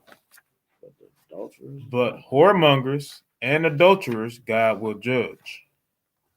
See, y'all notice how the Most High came down that judgment on David just that quick? So we already know how the Most High is about adultery. In this time of day, he may give us a little grace, the mercy to clean it up. But at the same time, you're still going to get punished severely for it. So don't end up being like David or dang on Susanna either. I mean, Susanna ain't did nothing, but the men that tried to, though, yeah, they got the issue. Stay away from another man's wife. And your sisters, if you got a husband, don't worry about another man. You got one. And the reason why the Most High don't allow y'all to have multiple husbands, you know, some of y'all already got multiple baby daddies and y'all crying about us having multiple wives, but anyway. But the thing is, the Most High kind of looks, I ain't calling y'all dirt either, but the Most High looks at y'all like as if y'all undefiled soil. Y'all good for planting seeds in. And the Most High don't want y'all, the Most High don't want every man putting seed in y'all. He wants y'all to have one man, one garden for y'all ground, to till y'all ground. Because you know that whoever's till y'all ground is going to produce, and that's holy, is going to produce good fruit. If y'all got so many men tilling y'all ground, y'all ain't gonna produce no good fruit. Y'all gonna be defiled, man. What he going into is literally that law, right? We're not supposed to mix seeds. I was about to grab a good one. You got it. I mean, you got to get a good one. Yeah, I wasn't gonna even go to it. I was just gonna mention it. That's it. You're not supposed to mix seed. You're not supposed to, you're supposed to have, like you say, separate gardens. It's literally, this is where your apples is planted. This is where your broccoli is planted. You can't mix the two. You know what I'm saying? And the same thing with the women. You know what I'm saying? Like you said.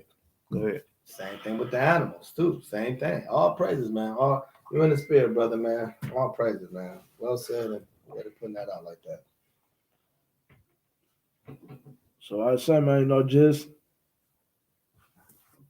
if you got a husband at home, stick with that husband. If you brothers out here got one wife, stick with that one wife. And the Most High put that spirit on y'all to get another wife, then do so, but find some way, but have some common ground with the first wife first. Or if you don't, it's basically some things just gonna go out of hand. All right, now we about to jump into it ain't gonna be long. Give me spiritual fornication and spiritual whoredom. Now we're gonna go to James chapter 1, verse 7. Okay. This is the book of James, chapter 1, starting at verse 7. For let not that man think that he shall receive anything of the Lord. A double-minded man is unstable in all his ways.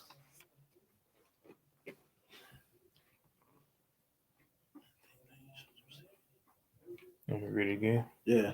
Okay. This book of James, chapter 1, verse 7. For let not that man think that he should. For let not that man think that he should receive anything of the Lord. A double-minded man is unstable in all his ways. A double-minded man is unstable in all his ways.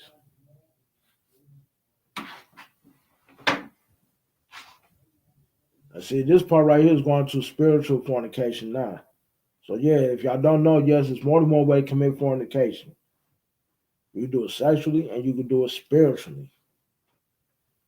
Now it's bad enough that we got all these winds of doctrine out here, and we got all these dumb religions out here.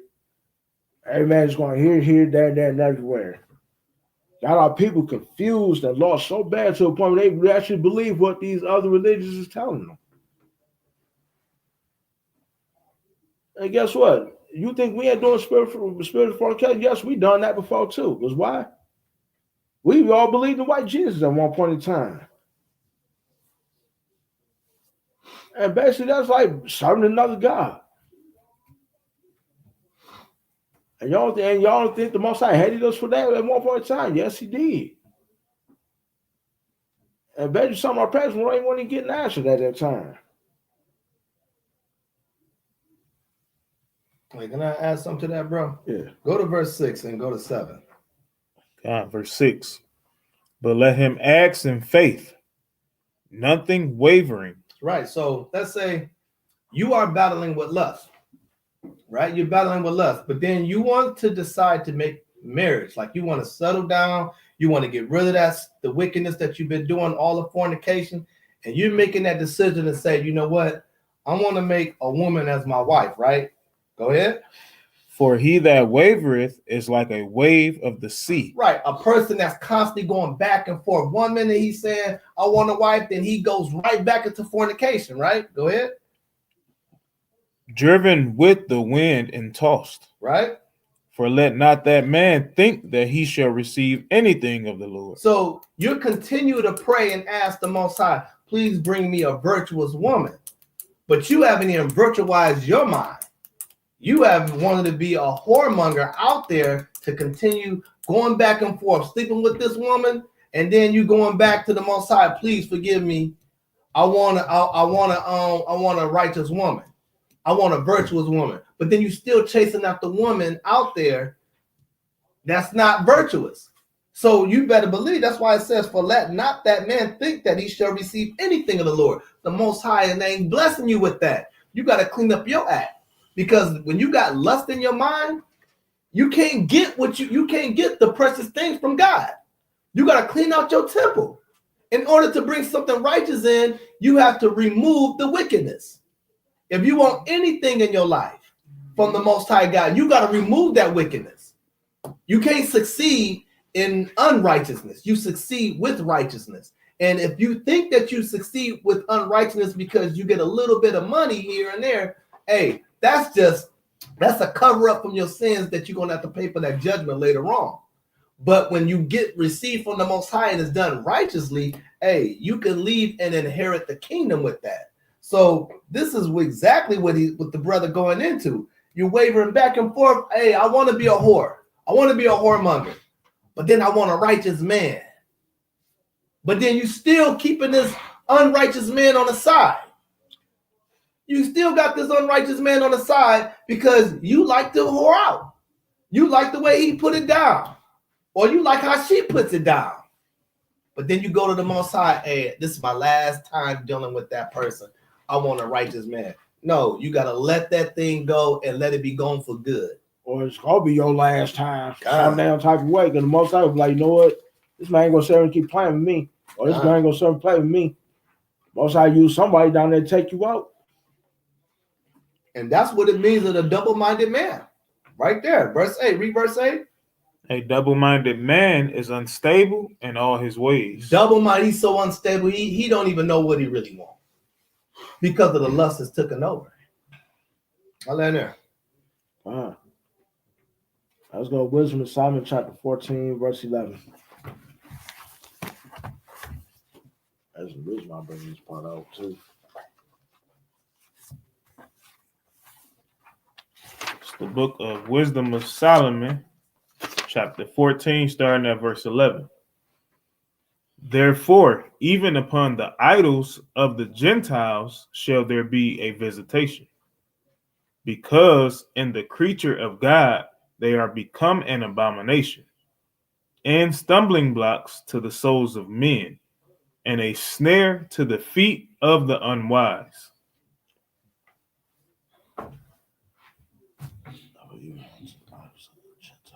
You on verse 12. Verse 12. Come.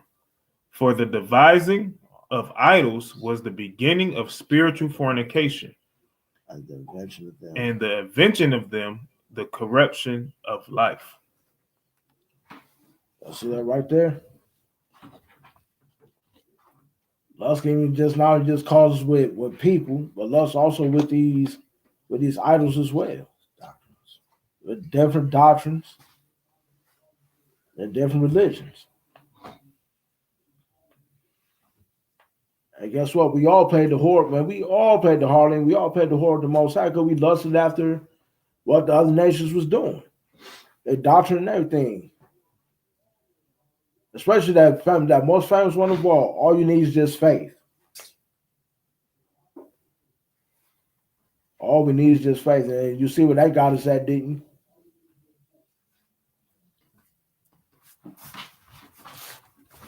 And see, that's why we out there every time, man, trying people to come out of them things, man. I mean, like I said, if you sit up here commit spiritual fornication, man, knowing that we was made to the Most High God, because He chose us out of the world to be a special people on the hill, but we played the whore with many other nations. We gave ourselves to their idols. We gave ourselves to their doctrines. And that caused the Most High to be angry with us. So, yeah, we must have hurt the Most High's feelings, too. And that's why He made us pay for that. And this idol worship ain't nothing but spiritual fornication is demon worship. No, I mean, how we gonna sit up here and say we love the Most High God but have a relationship with devils? That's just like basically saying that you got a house, the Most High paying the mortgage, and you allow Satan to live up in here. Something go give. So give me that Jeremiah 3 verse 14.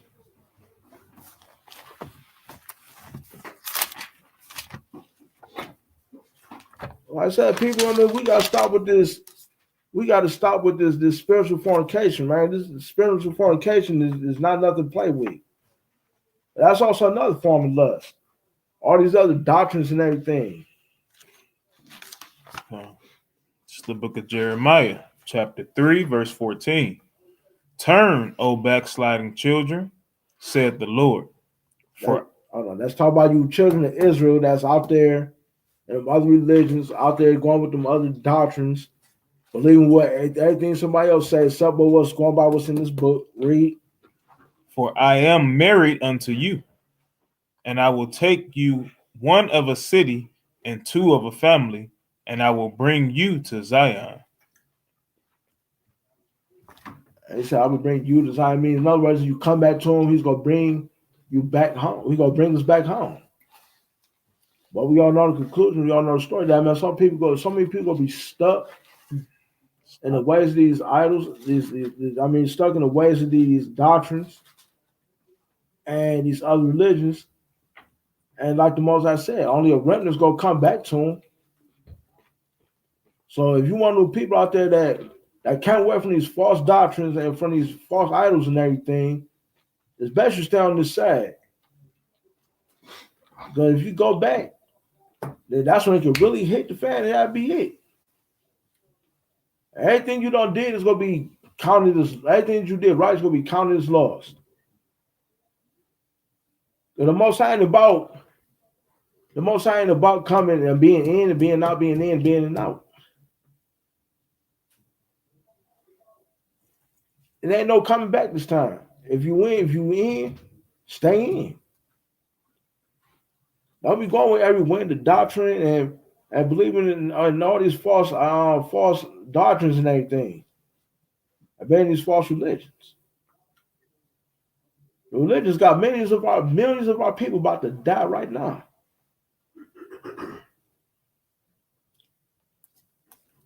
All right, now let's go to the book of let's see. We're gonna go to Psalms chapter 101, verse 3. We're about to be closing our time soon in a minute. It's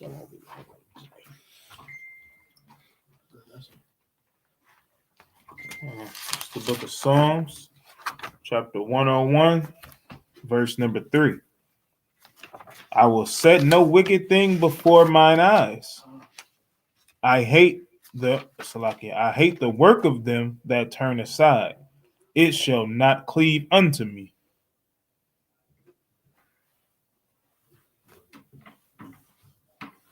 Basically, what we was talking about earlier.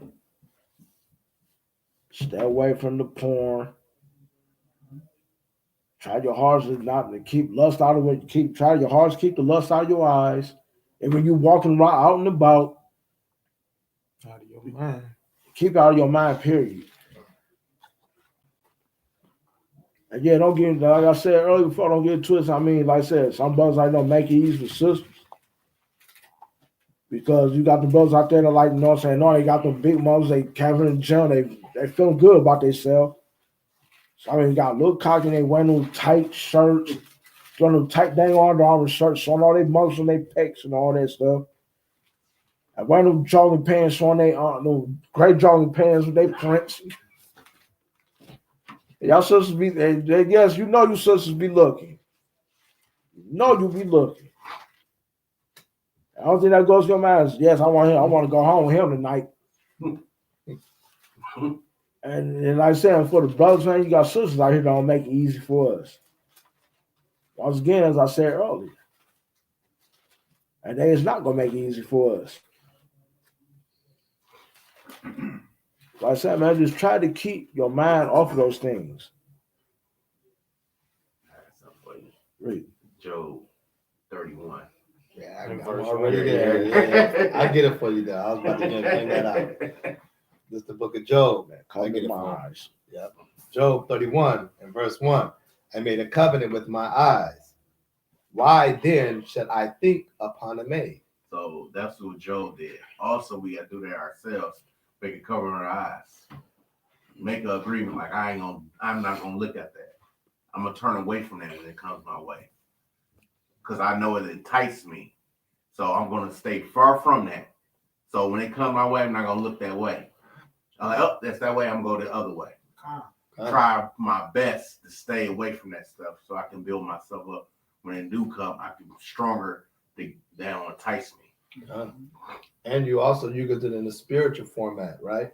You know, you'll make a covenant with your eyes through the scriptures. You know what I'm saying? That you trust that the law, statutes, and commandments is our faith to Yahweh and Yahweh Shai, right? We make a covenant not believing in another doctrine, right? How we make a covenant? By keeping our eyes on the scripts. You know what I'm saying? In the spiritual format, you want to make a covenant, right? Because, hey, that's our life. That's our lifeline. Without these laws, statutes, and commandments, and Christ dying for our sins, we are nothing. You know, and without the love, and starting with the grace of God, because without God having grace, Christ wouldn't have grace. So we got to always put God in front of grace. It wasn't that Christ started off with grace. You read through the Old Testament, all through that, you seen that God had grace on Israel. He had grace on David. You know what I'm saying? It is to start with Christ. Christ just finished it off in the flesh. And right now, also in the spirit. I land there. So I could I'm going to add that fear of the Lord. Let's go back to when you brought up that James 1:15. Lust leads to sin, and sin leads to death. When you talk about, it's all through the Bible, you know, talk about fear of the Lord. That's what fear of the Lord is. You get out these laws, you get unrighteous, you're going to suffer some kind of way. Whether it's later or now or whatever, but you're going to suffer. And that's really what fear of the Lord all about, falling out from law. You got some pain coming. You ain't going to like it. Okay. Whatever it brings on us, like you said before, we just got to take it joyfully. And yeah, at first we might be a little mad about it for a second, but then next you know, we got to be like, I remember when I did that. I remember when I did this. This is my punishment. Then let me take this with all joy.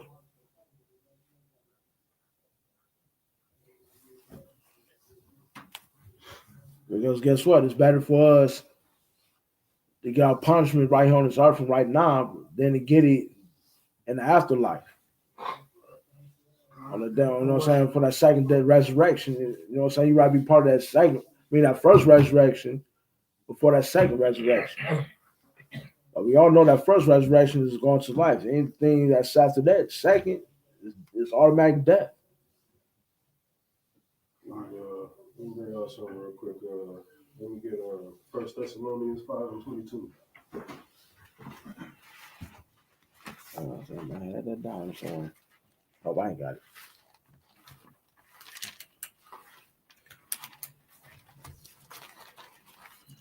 It's the book of 1 Thessalonians, chapter 5, verse 22. Abstain from all appearance of evil. Abstain from all appearance of evil. Abstain from pornography. Abstain from the lust of, don't even bring the thought or allow the thought in your mind to even think about another man's wife. Abstain from, anything that could, not even just, sexual aspect of it, any type of lust, whatever lust it may be. Whatever, like gambling, if it's gambling, if it's, eating too much, something that you think that you feel like you need, but you really don't need it. Abstain from all of that. Abstain from all appearance of evil.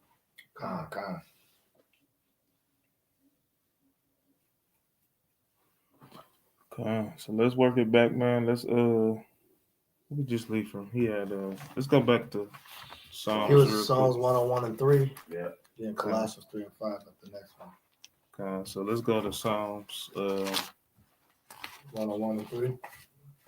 I was right next to it. Well said, Sagan.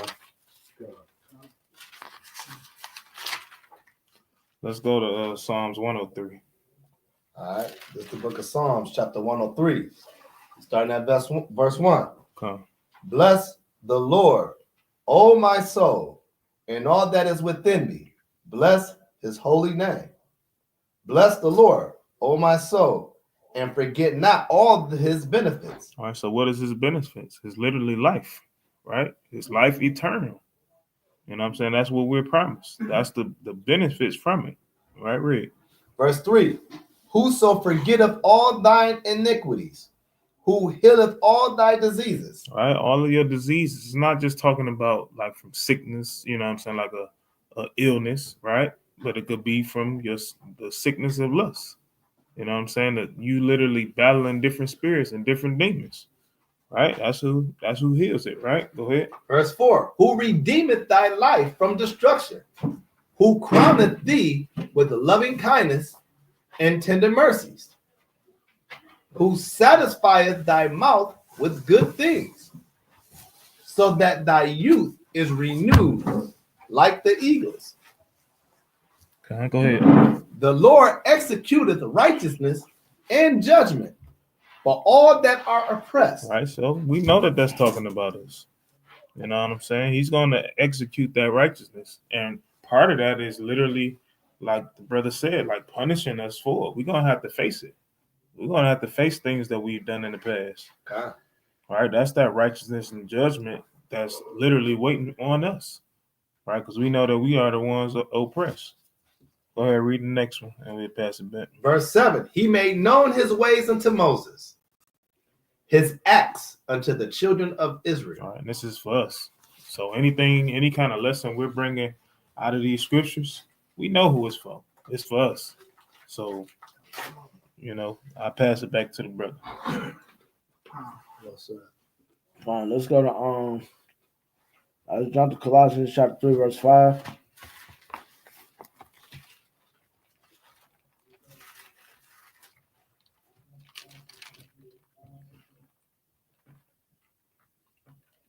It's the book of Colossians, chapter 3, verse number 5.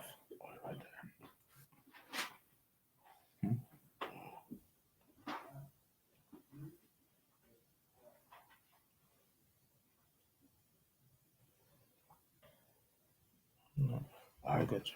It's the book of Colossians, chapter 3, verse 5. Salaki. Mortify therefore your members which are upon the earth: fornication, uncleanness, inordinate affection, evil concupiscence, and covetousness, which is idolatry. So basically, put to death the sinful. So put to death the sinful earthly things lurking within you. That's what's inside of you. I mean, you gotta put all these things away. I mean, you gotta put the sexual immorality, you know what I'm saying, the impurities, the lust, the evil desires, all that stuff got to be gone out, wiped clean out of you.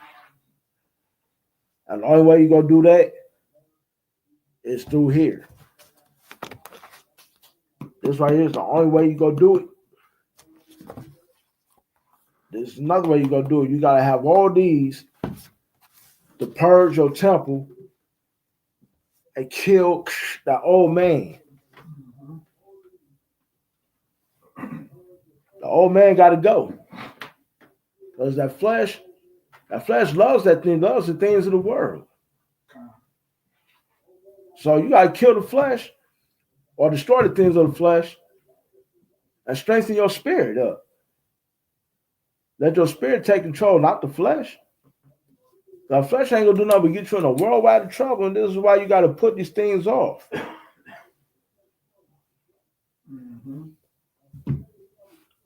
Can I ask something? Was you done with that? I'm done. All right, kind of go back to verse 5 real quick. The Bible.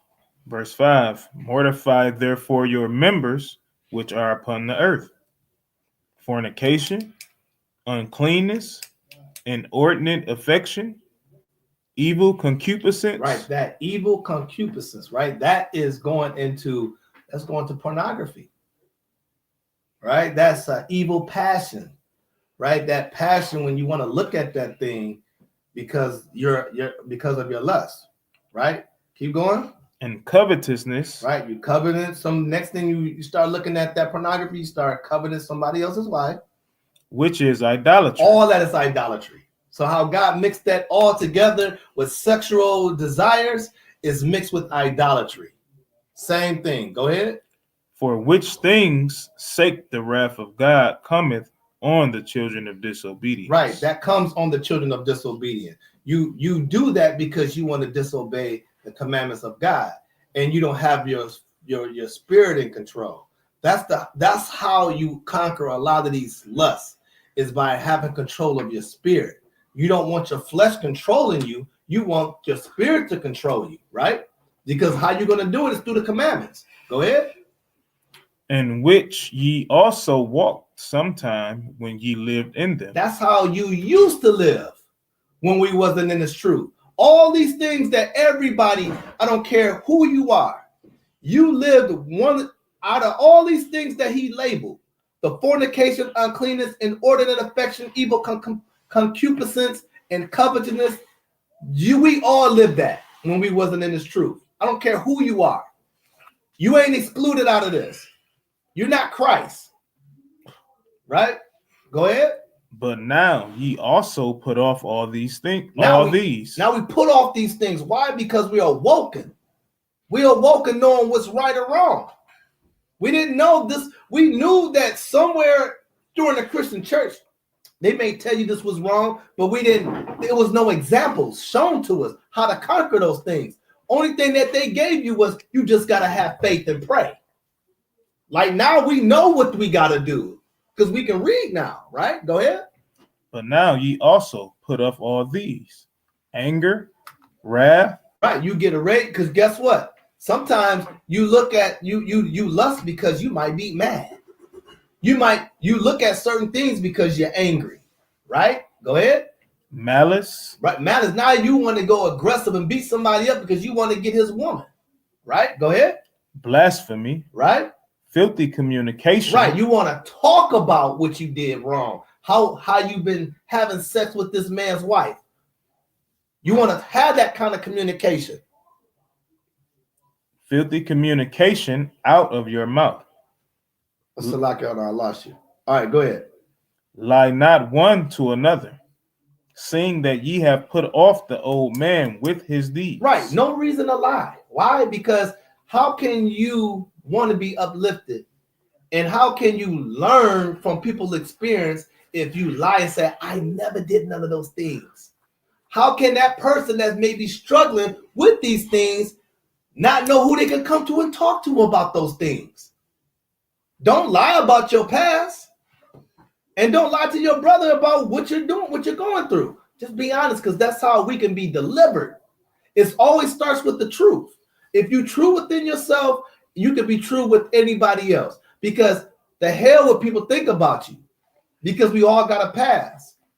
What we do is we focus on what we living in now. I land there.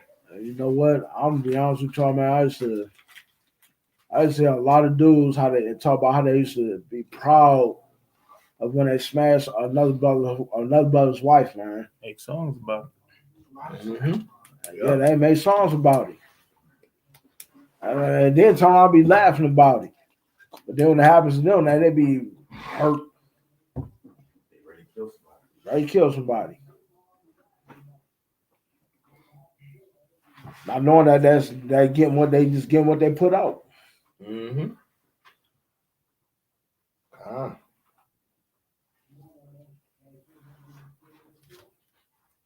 right, now let's go to 1 Peter chapter 2, verse 11.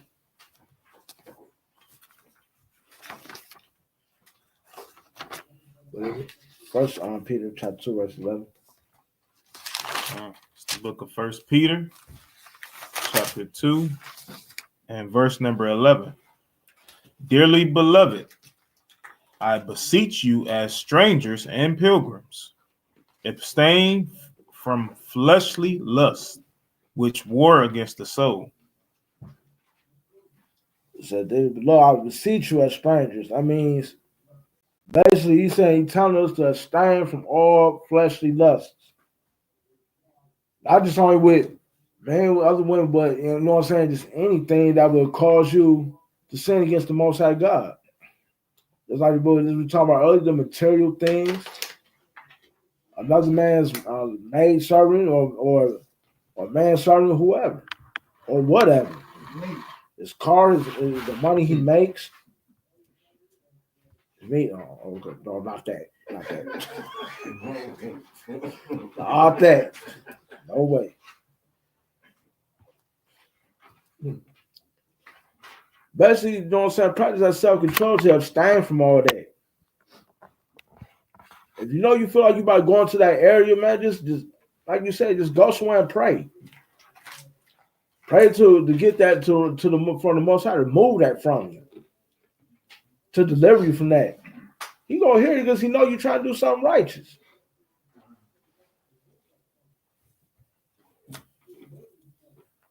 All right, let's go to Galatians chapter 5, verse 16.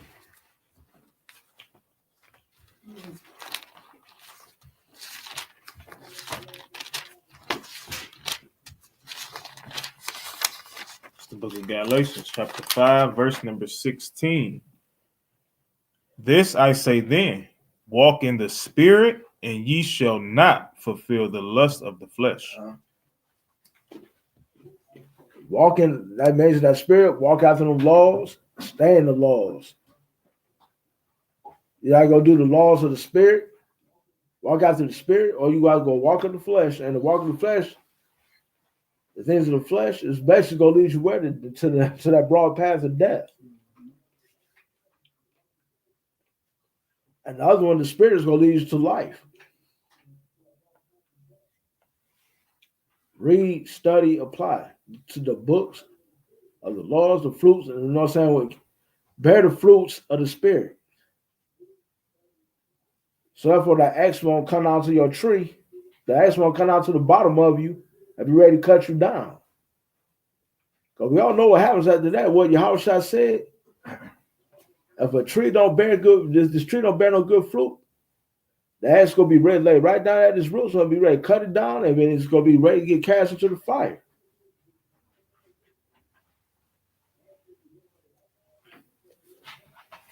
Yeah, man, we know it's a tough world out here, and we know there ain't nobody making it easy out here. America ain't making it easy out here. America wants us to do that. Because look what they put on, like I said, look what they put on our TV. Look what they advertise. Look what these clothing stores advertise. But like they say, man, you know, sex sells. Sex sells no matter where you look at. I mean, it's a sad thing, man. But you know what I said, man, with all praise the Most High, that we was delivered from that. And now we got something. Now we got something to fight back with, and that's these scriptures, right? Yeah. These scriptures right here and these swords right here is gonna be our best weapons every single day. As long as you keep remembering them up here, what basically the Bible calls the heart, this, we're gonna be all right.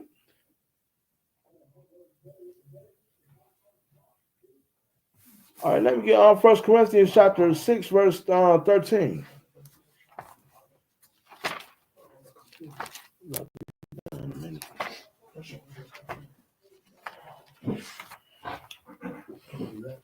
First Corinthians chapter 6.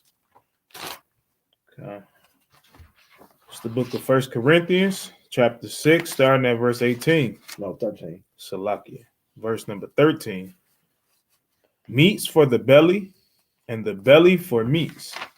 But God shall destroy both it and them. Now the body is not for fornication, but for the Lord, and the Lord for the body. The body is not for fornication. That means you don't go around here lusting and jump from bed playing hopscotch all day.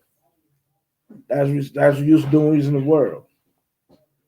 Don't like hopscotch, bed hopping. Because this right here is the Most High God's temple. We can't be defiling this. If you defile this here, I ain't talking about just my body alone, but all of us. If we defile the body, if we defile the temple of the Most High God, He's gonna destroy you. And it says that right there in chapter 3, verse 16 through 17. Once you keep your body clean, swept out, garnished, keep it that way. Your body ain't meant for any type of fornication. And not just only with sexual fornication, but also with spiritual fornication as well. Read verse 15. Verse 15. Know ye not that your bodies are the members of Christ? Shall I then take the members of Christ and make them the members of an harlot? God forbid. The Most High ain't playing that. The Most High didn't even want the Levites back then to be married to a harlot. They got to be married to only, matter of fact, one time the Levites are going to marry Levites at one point in time. Levites. Huh? So they was only supposed to marry Levites. Yeah, and that was only, like I was just about to bring that up. At one point in time, Levites could only marry Levites. They weren't even supposed to have married outside of their tribe. So now you think the Most High wants us to be married to a harlot, to that share the Bible with everybody else? Hell no. You think the Most High wants us going out here, going with every wind of doctrine, all these other religions? No.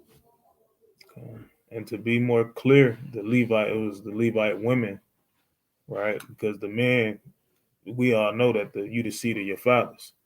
So it was pretty much an inheritance type deal, because the Levites already didn't have an inheritance as far as the land. Their inheritance was with the Most High. So if you had a daughter and that's all you had, now your inheritance leaves the tribe of Levi. You know what I'm saying? That's where that law that you're talking about came into effect. So no, man, we are not to sit up here and have our bodies as whores. We're not supposed to be whores out here. We're not supposed to be living like hoes out here, because we belong to the Most High. He wants us to be holy and pure unto Him. Read the next verse after that. Verse 16. What? Know ye not that he which is joined to an harlot is one body?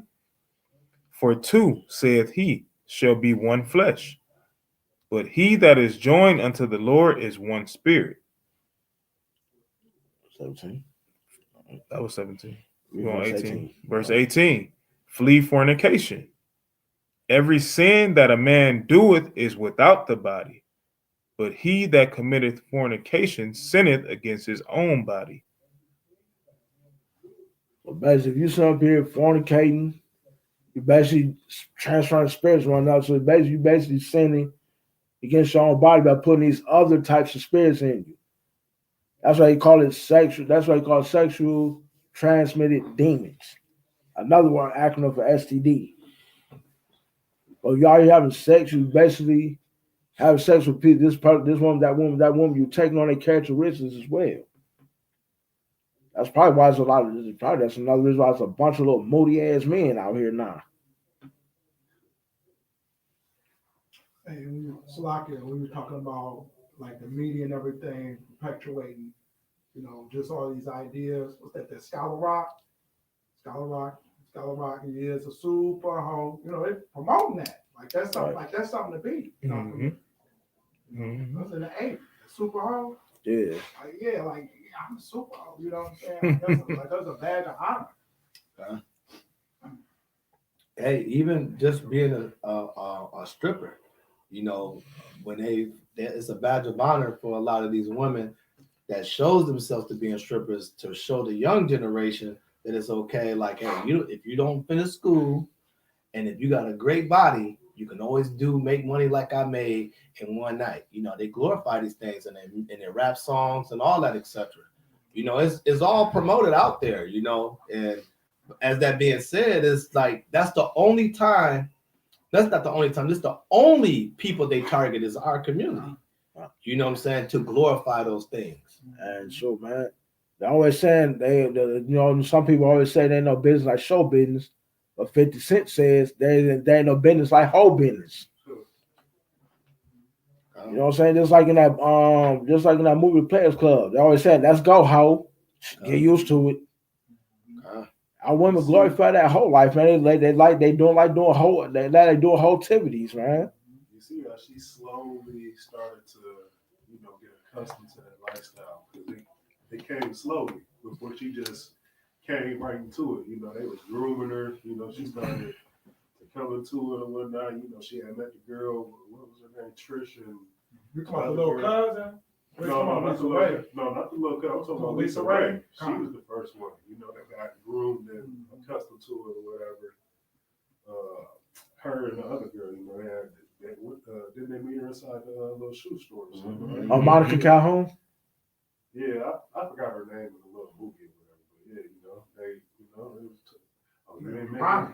Yeah, she was working in the shoe store, and they was like, you ain't making no money, that you were making inside this strip club. You making chump change.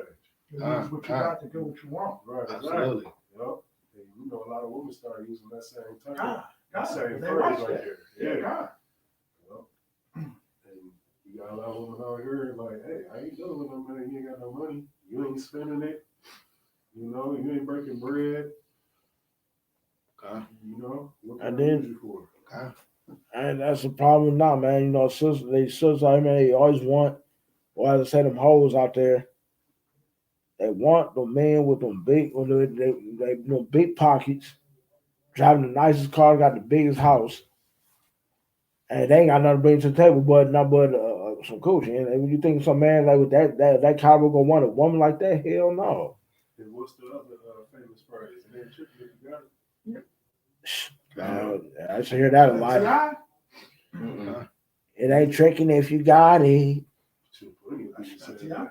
Wayne just said everybody was saying it. That was the phrase that was going around.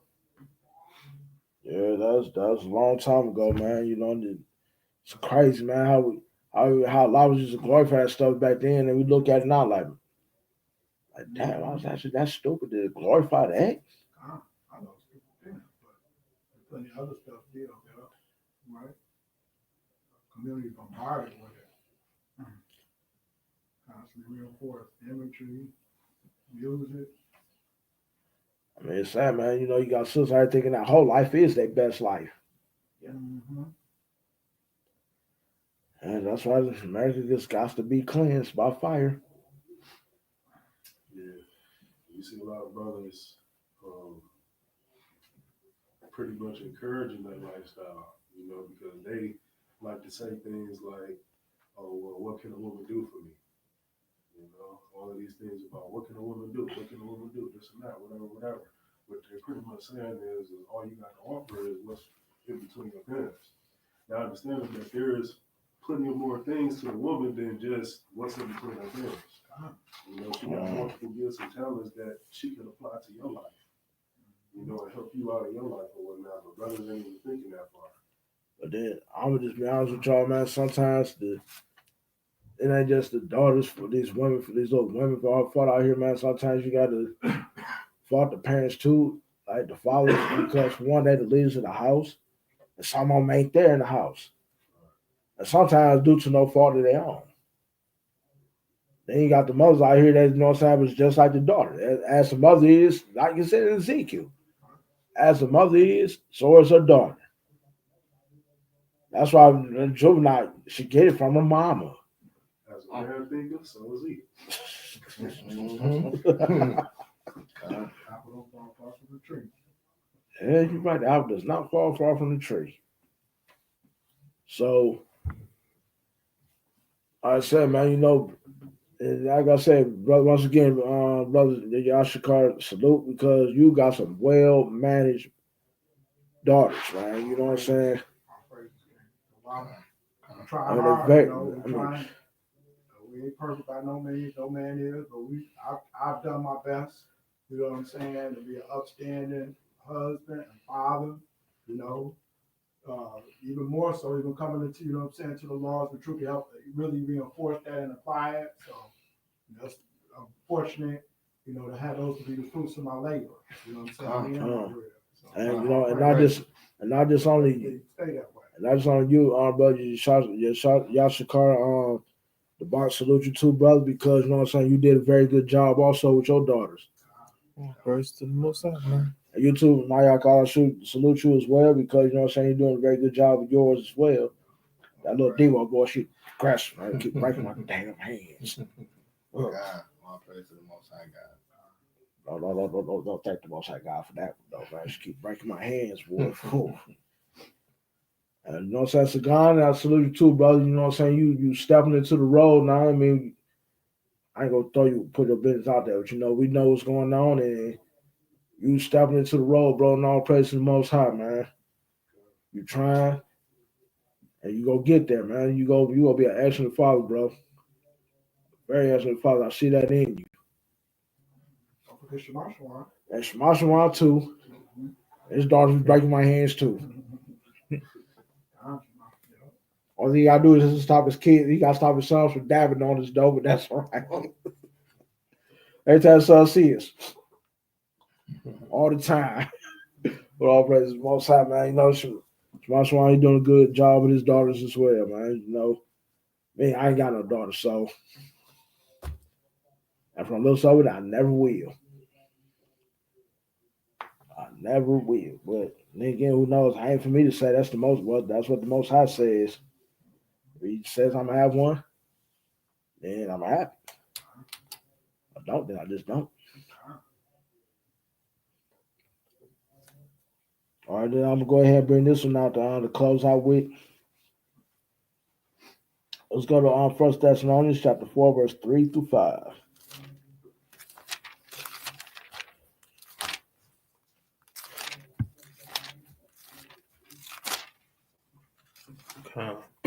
It's the book of 1 Thessalonians, chapter 4, starting at verse number 3.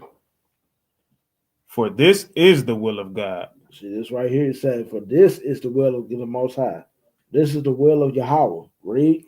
Even your sanctification, that ye should abstain from fornication. Abstain from fornication. I mean, stay away from it. Physical and spiritual fornication. Let's go. That every one of you should know how to possess his vessel in sanctification and honor. I mean, it's have self-control over your bodies and honor and the sanctification and holiness. Read. Not in the lust of concupiscence, even as the Gentiles which know not God. I mean, in other words, control your lust. Control the lust. Wipe lust from your minds. Lusting after anything or anyone. I said before, you got a weapon right here. You got your sword. You feel like you're going to that place of lust, like I said before, man, you know where to go to. Go to your Bible. Read scriptures on lust. And the reason why for me bringing this lesson out today, because, yeah, I got to admit, I struggle with it. And yes, I need help with it, but I struggle with this. I ain't afraid of telling myself. Like the scripture say, confess your faults to one another. Yeah, I have a fault.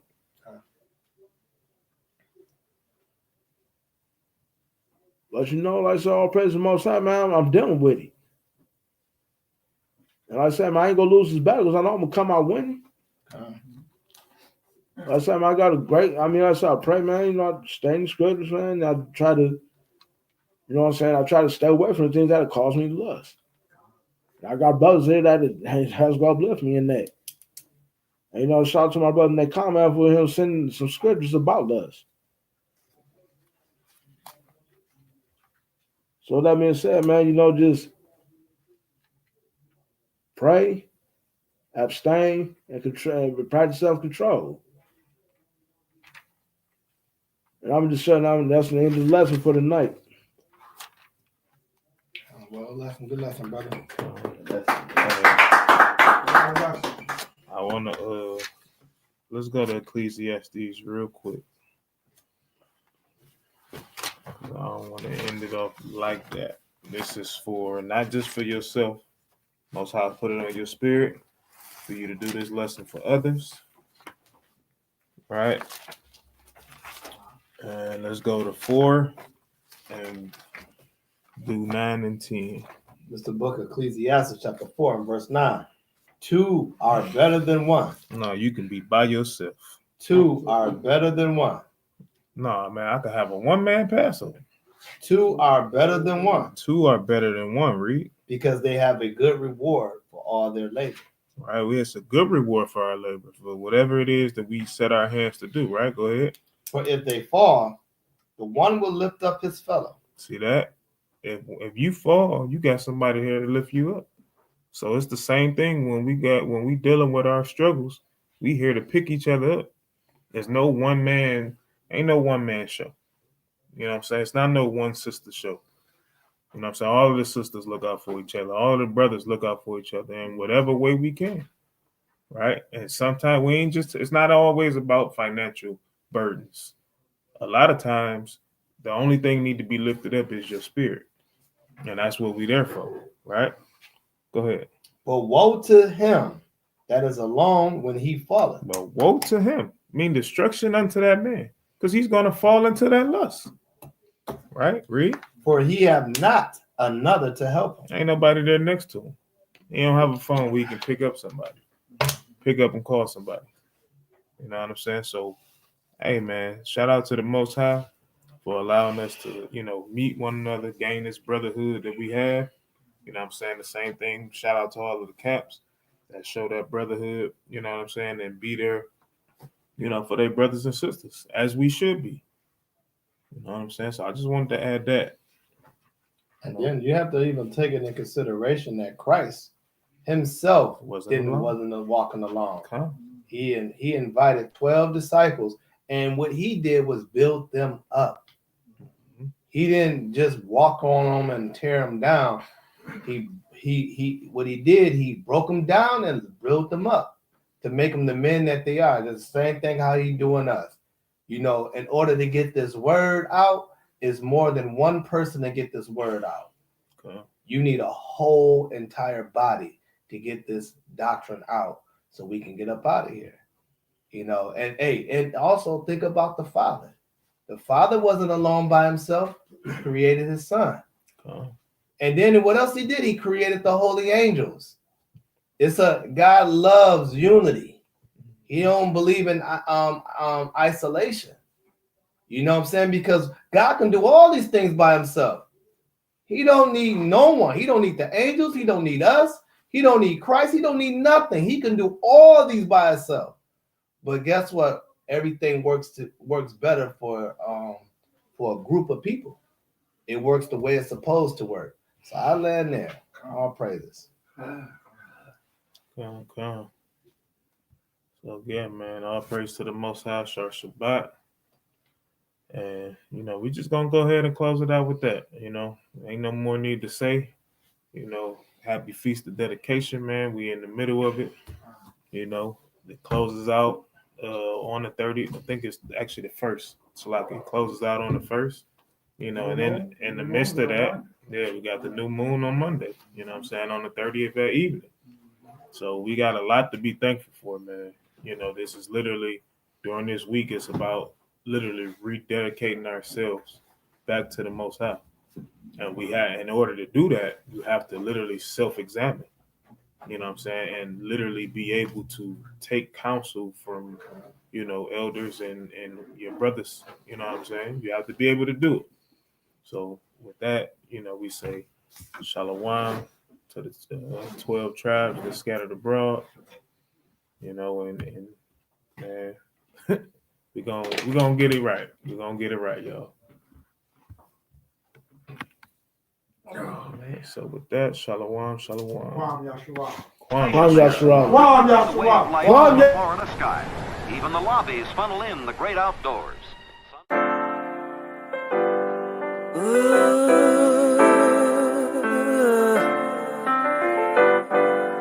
Chosen.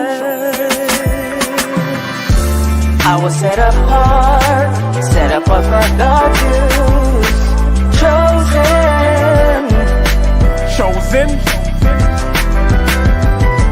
I was set apart for God's use.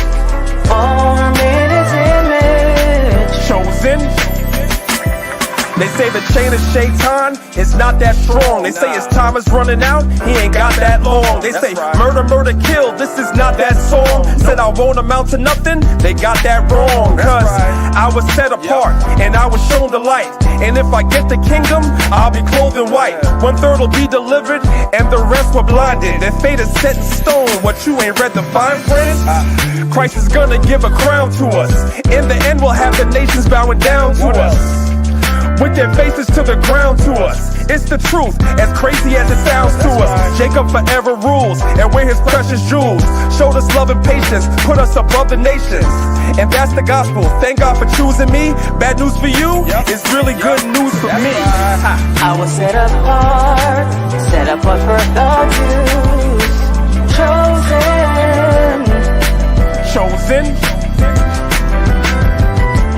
I was set apart for God's use. Formed in His image. Let me We have a different kind of shine, a different kind of mind. The rhythm's not the same, we're on a different type of time. With a different kind of pace, a different kind of race. The season's not the same, we have a different kind of taste. A different kind of sport, we are so not them. Got my sword and my shield, man, I'm so locked in. And when I came to serve you, how I put my whole heart in. So I can't sit calm, I'm no Martin. Ha. And that's a reach, y'all, chosen to teach y'all. Every Sabbath you can find us in the streets, y'all.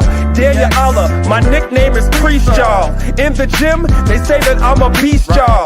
Set apart, the nations all hating me. Set a trap, they lying in wait for me. Chris Paul, they don't wanna play with me. But if you love me, I'm asking that you pray with me. Cause I was set apart for the Jews. chosen. I was set apart for the Jews. Formed in His image. Chosen. And thou art an holy people unto the Lord thy God. The Lord thy God have chosen thee to be a special people, chosen above all people that's on the face of the earth. That's Deuteronomy 7 and 6. That's you, black and Latin man. Chosen. That's you, black and Latin woman. Yeah. But we were chosen. Chosen.